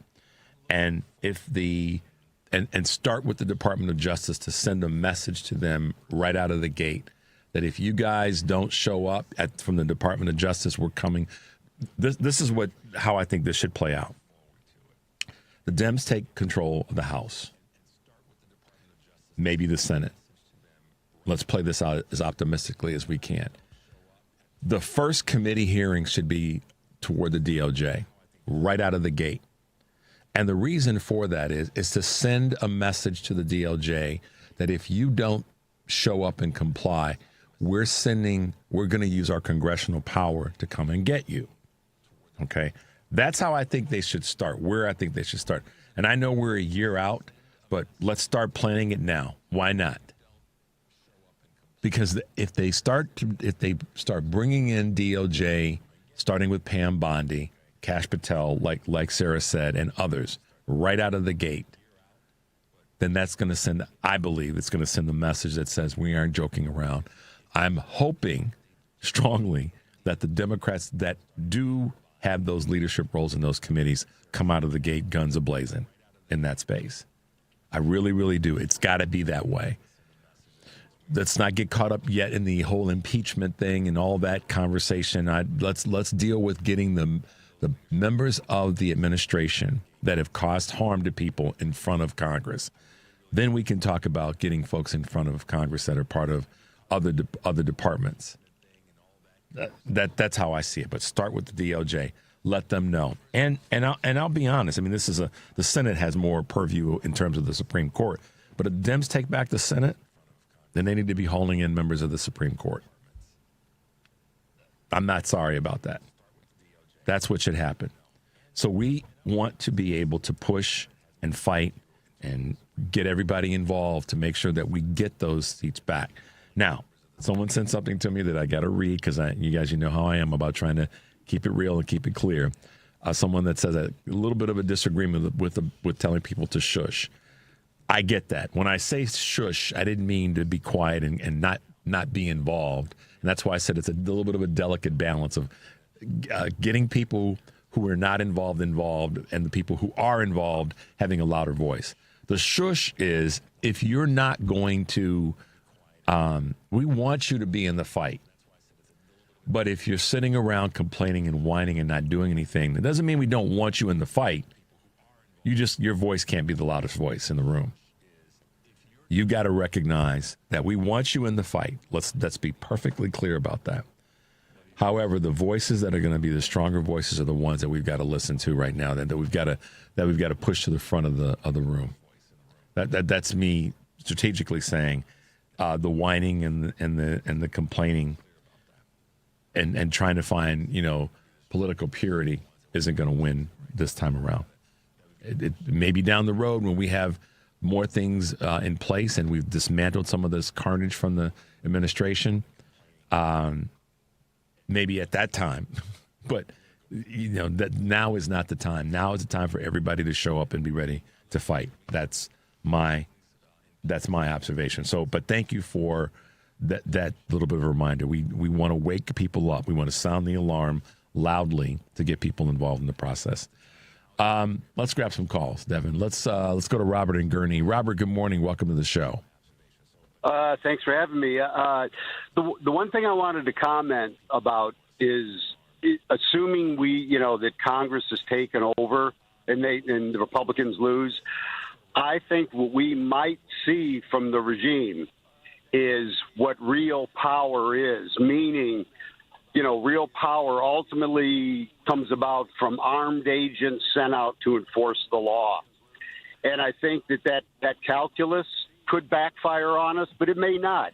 But what I think is an Robert, additional thing. What do you? Okay, help me. Okay, I'm restate that. Okay, help me understand it a little bit better. I don't want to miss anything. I think they're going to really display their authoritarian sort of inclination. You mean the White House or the administration? The White House. Okay. I think if they call in Pam Bondi, she'll say, "Come and get me," and in order to come and get her, you'd have to send somebody, and whatever Congress could send as far as an agent to arrest her, the federal government, the executive, would have just more power. And I think they may display, we don't care what Congress, if they subpoena somebody, we've got the power. We've got the power to say, no, we're not showing up. And I think that's a real possibility. That's what happens in other authoritarian states. But what I think we need to combine electoral wins with is the threat of boycotts and general strikes against the loyalists of the regime, meaning the billionaire class. That type of power is independent of the government. It's independent of anything whatsoever. And that's what countries around the world have always done. They blended the electoral victories with boycotts and strikes to paralyze, the economic base that is supporting the regime. And I think that's something we've got to keep our mind open to. We've got to be innovative and think about this in a more complex, extended strategy that actually, causes things to backfire on them. Because I think they will become really authoritarian, and it could surprise us. Well, I don't. Part A of what you said, yes, I think that certainly could be a direction that they go. I hope, and I guess I'm being careful in how I say the second part, surprise us. I'm going to put it this way. It shouldn't surprise us, but there may be people that are surprised. I won't be surprised. You won't be surprised. Right. But yeah, so I just want to try to shoehorn that in and not sound like I'm disagreeing with you, because I'm not. I agree with you.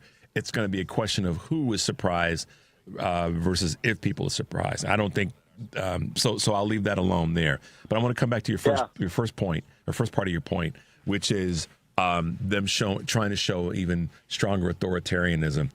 At that point, yeah, that's going to be where the standoff is. Congress's power to push forward with inherent contempt to any member of the administration in terms of them not showing up for a hearing, and that includes the Attorney General at that point. Yeah. So, and I think. Go ahead. I'm sorry. And Robert. I think the public. I think that could be.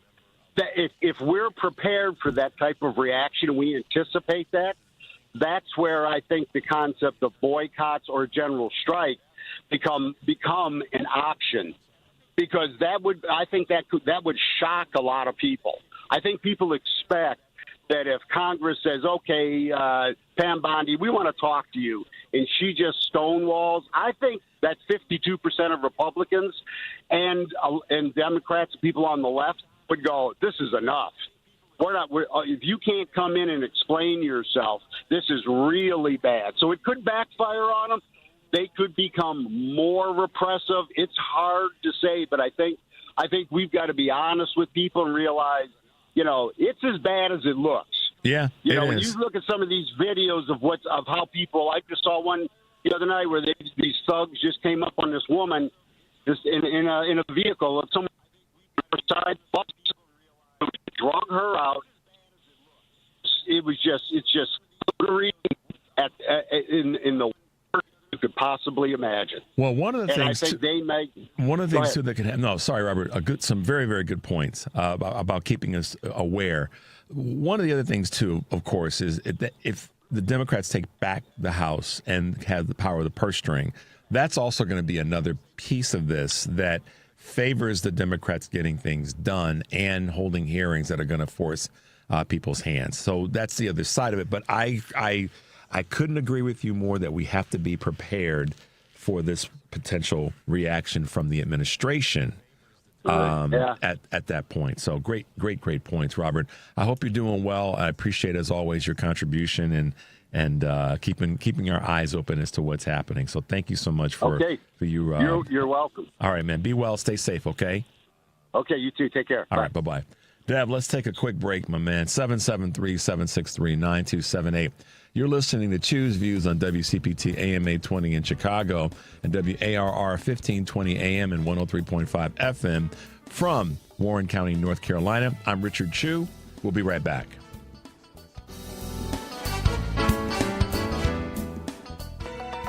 Check up on health with Chris Whitting. Your work habits may be threatening your sleep, especially if you have a job that keeps you sedentary or if you work non-traditional hours.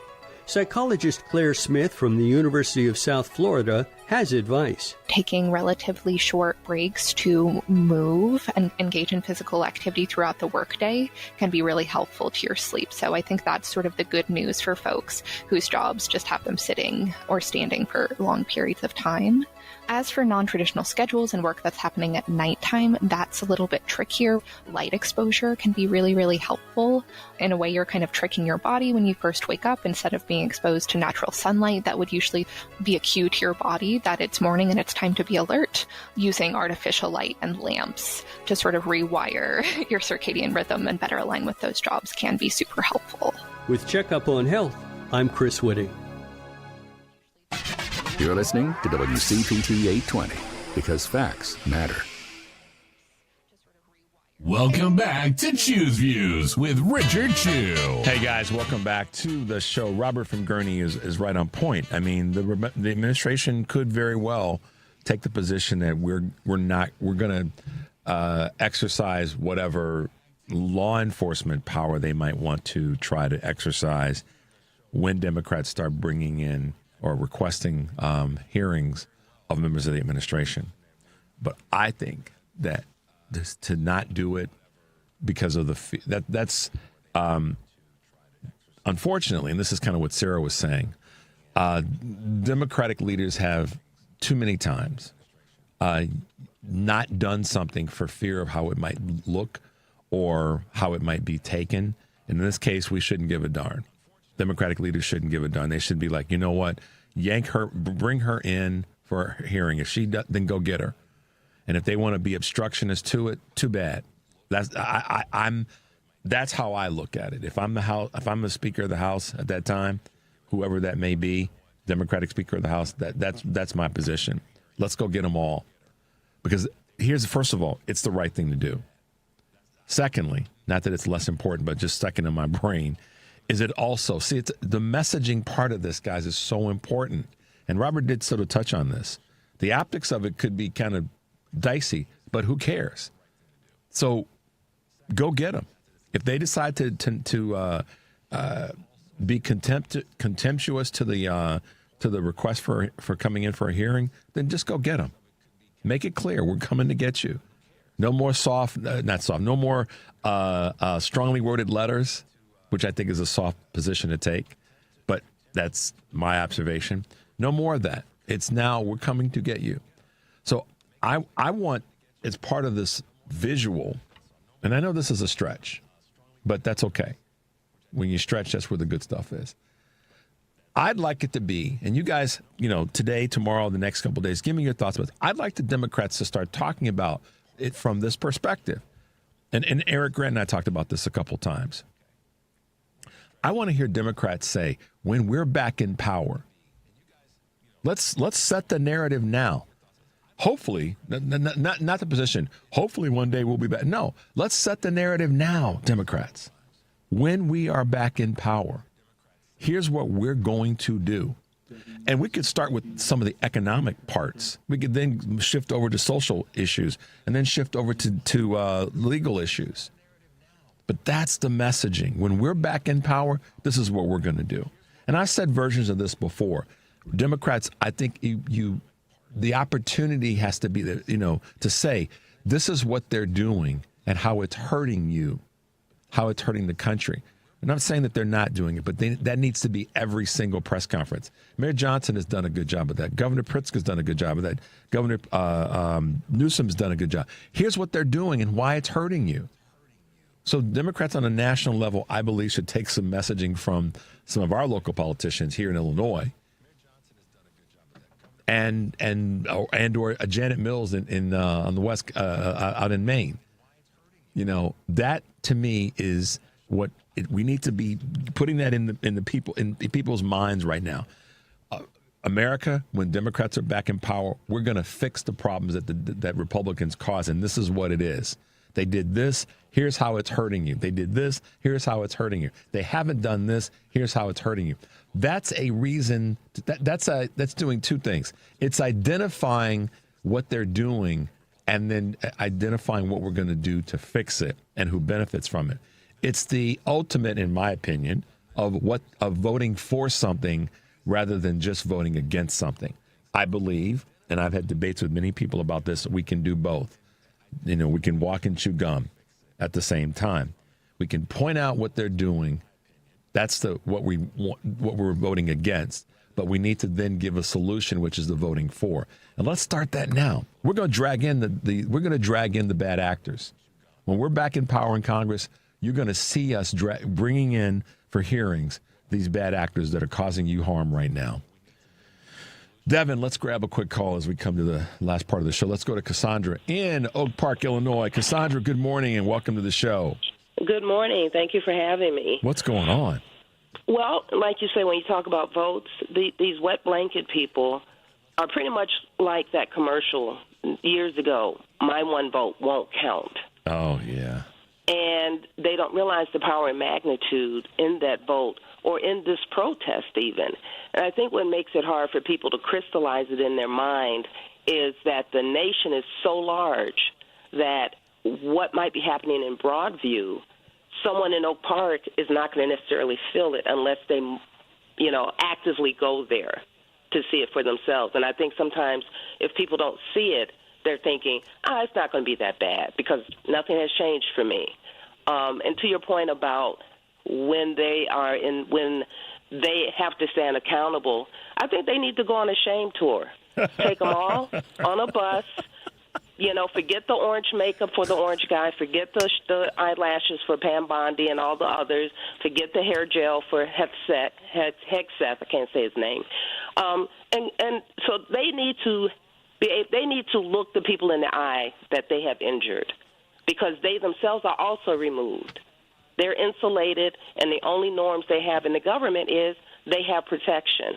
And they need to know what it feels like not to have that protection, just like the average American doesn't have the protection anymore to feel safe on their own streets that they grew up on.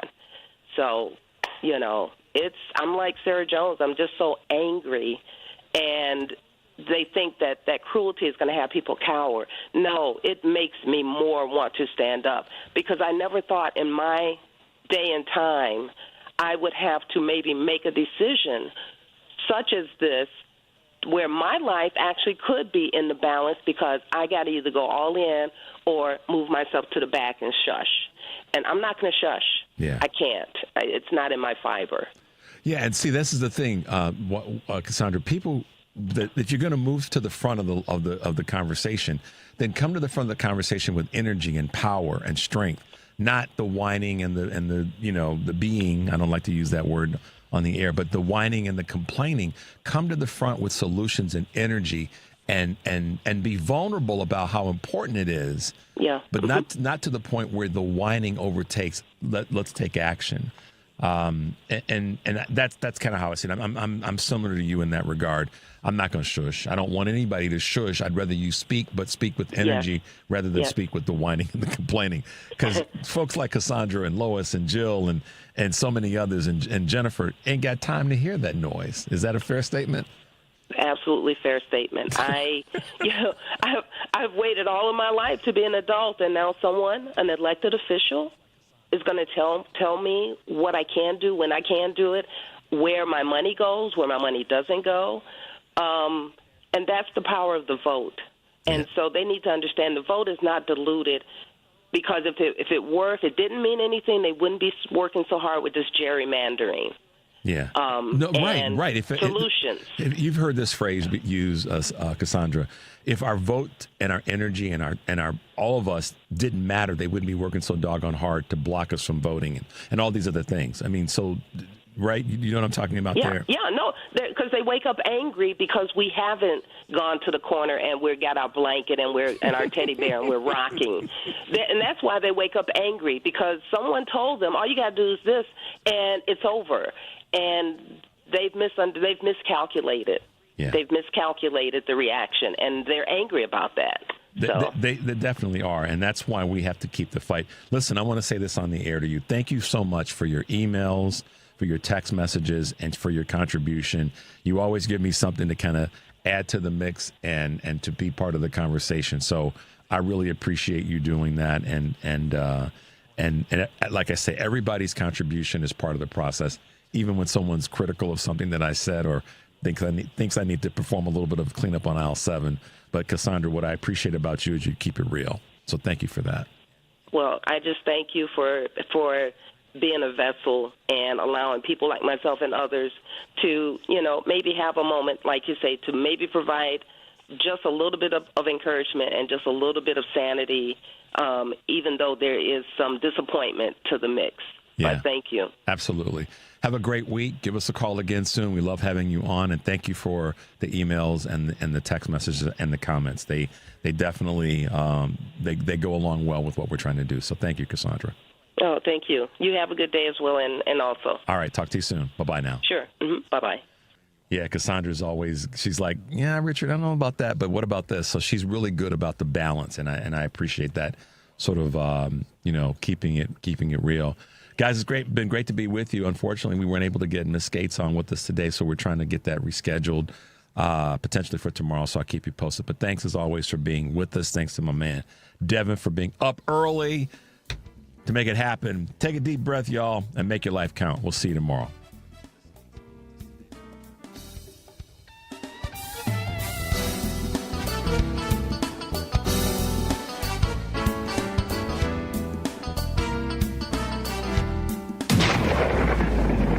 Lightning Strike Radio Show. We will invite anybody from either side of the aisle, okay? But if you have a strong opinion, I would love to engage.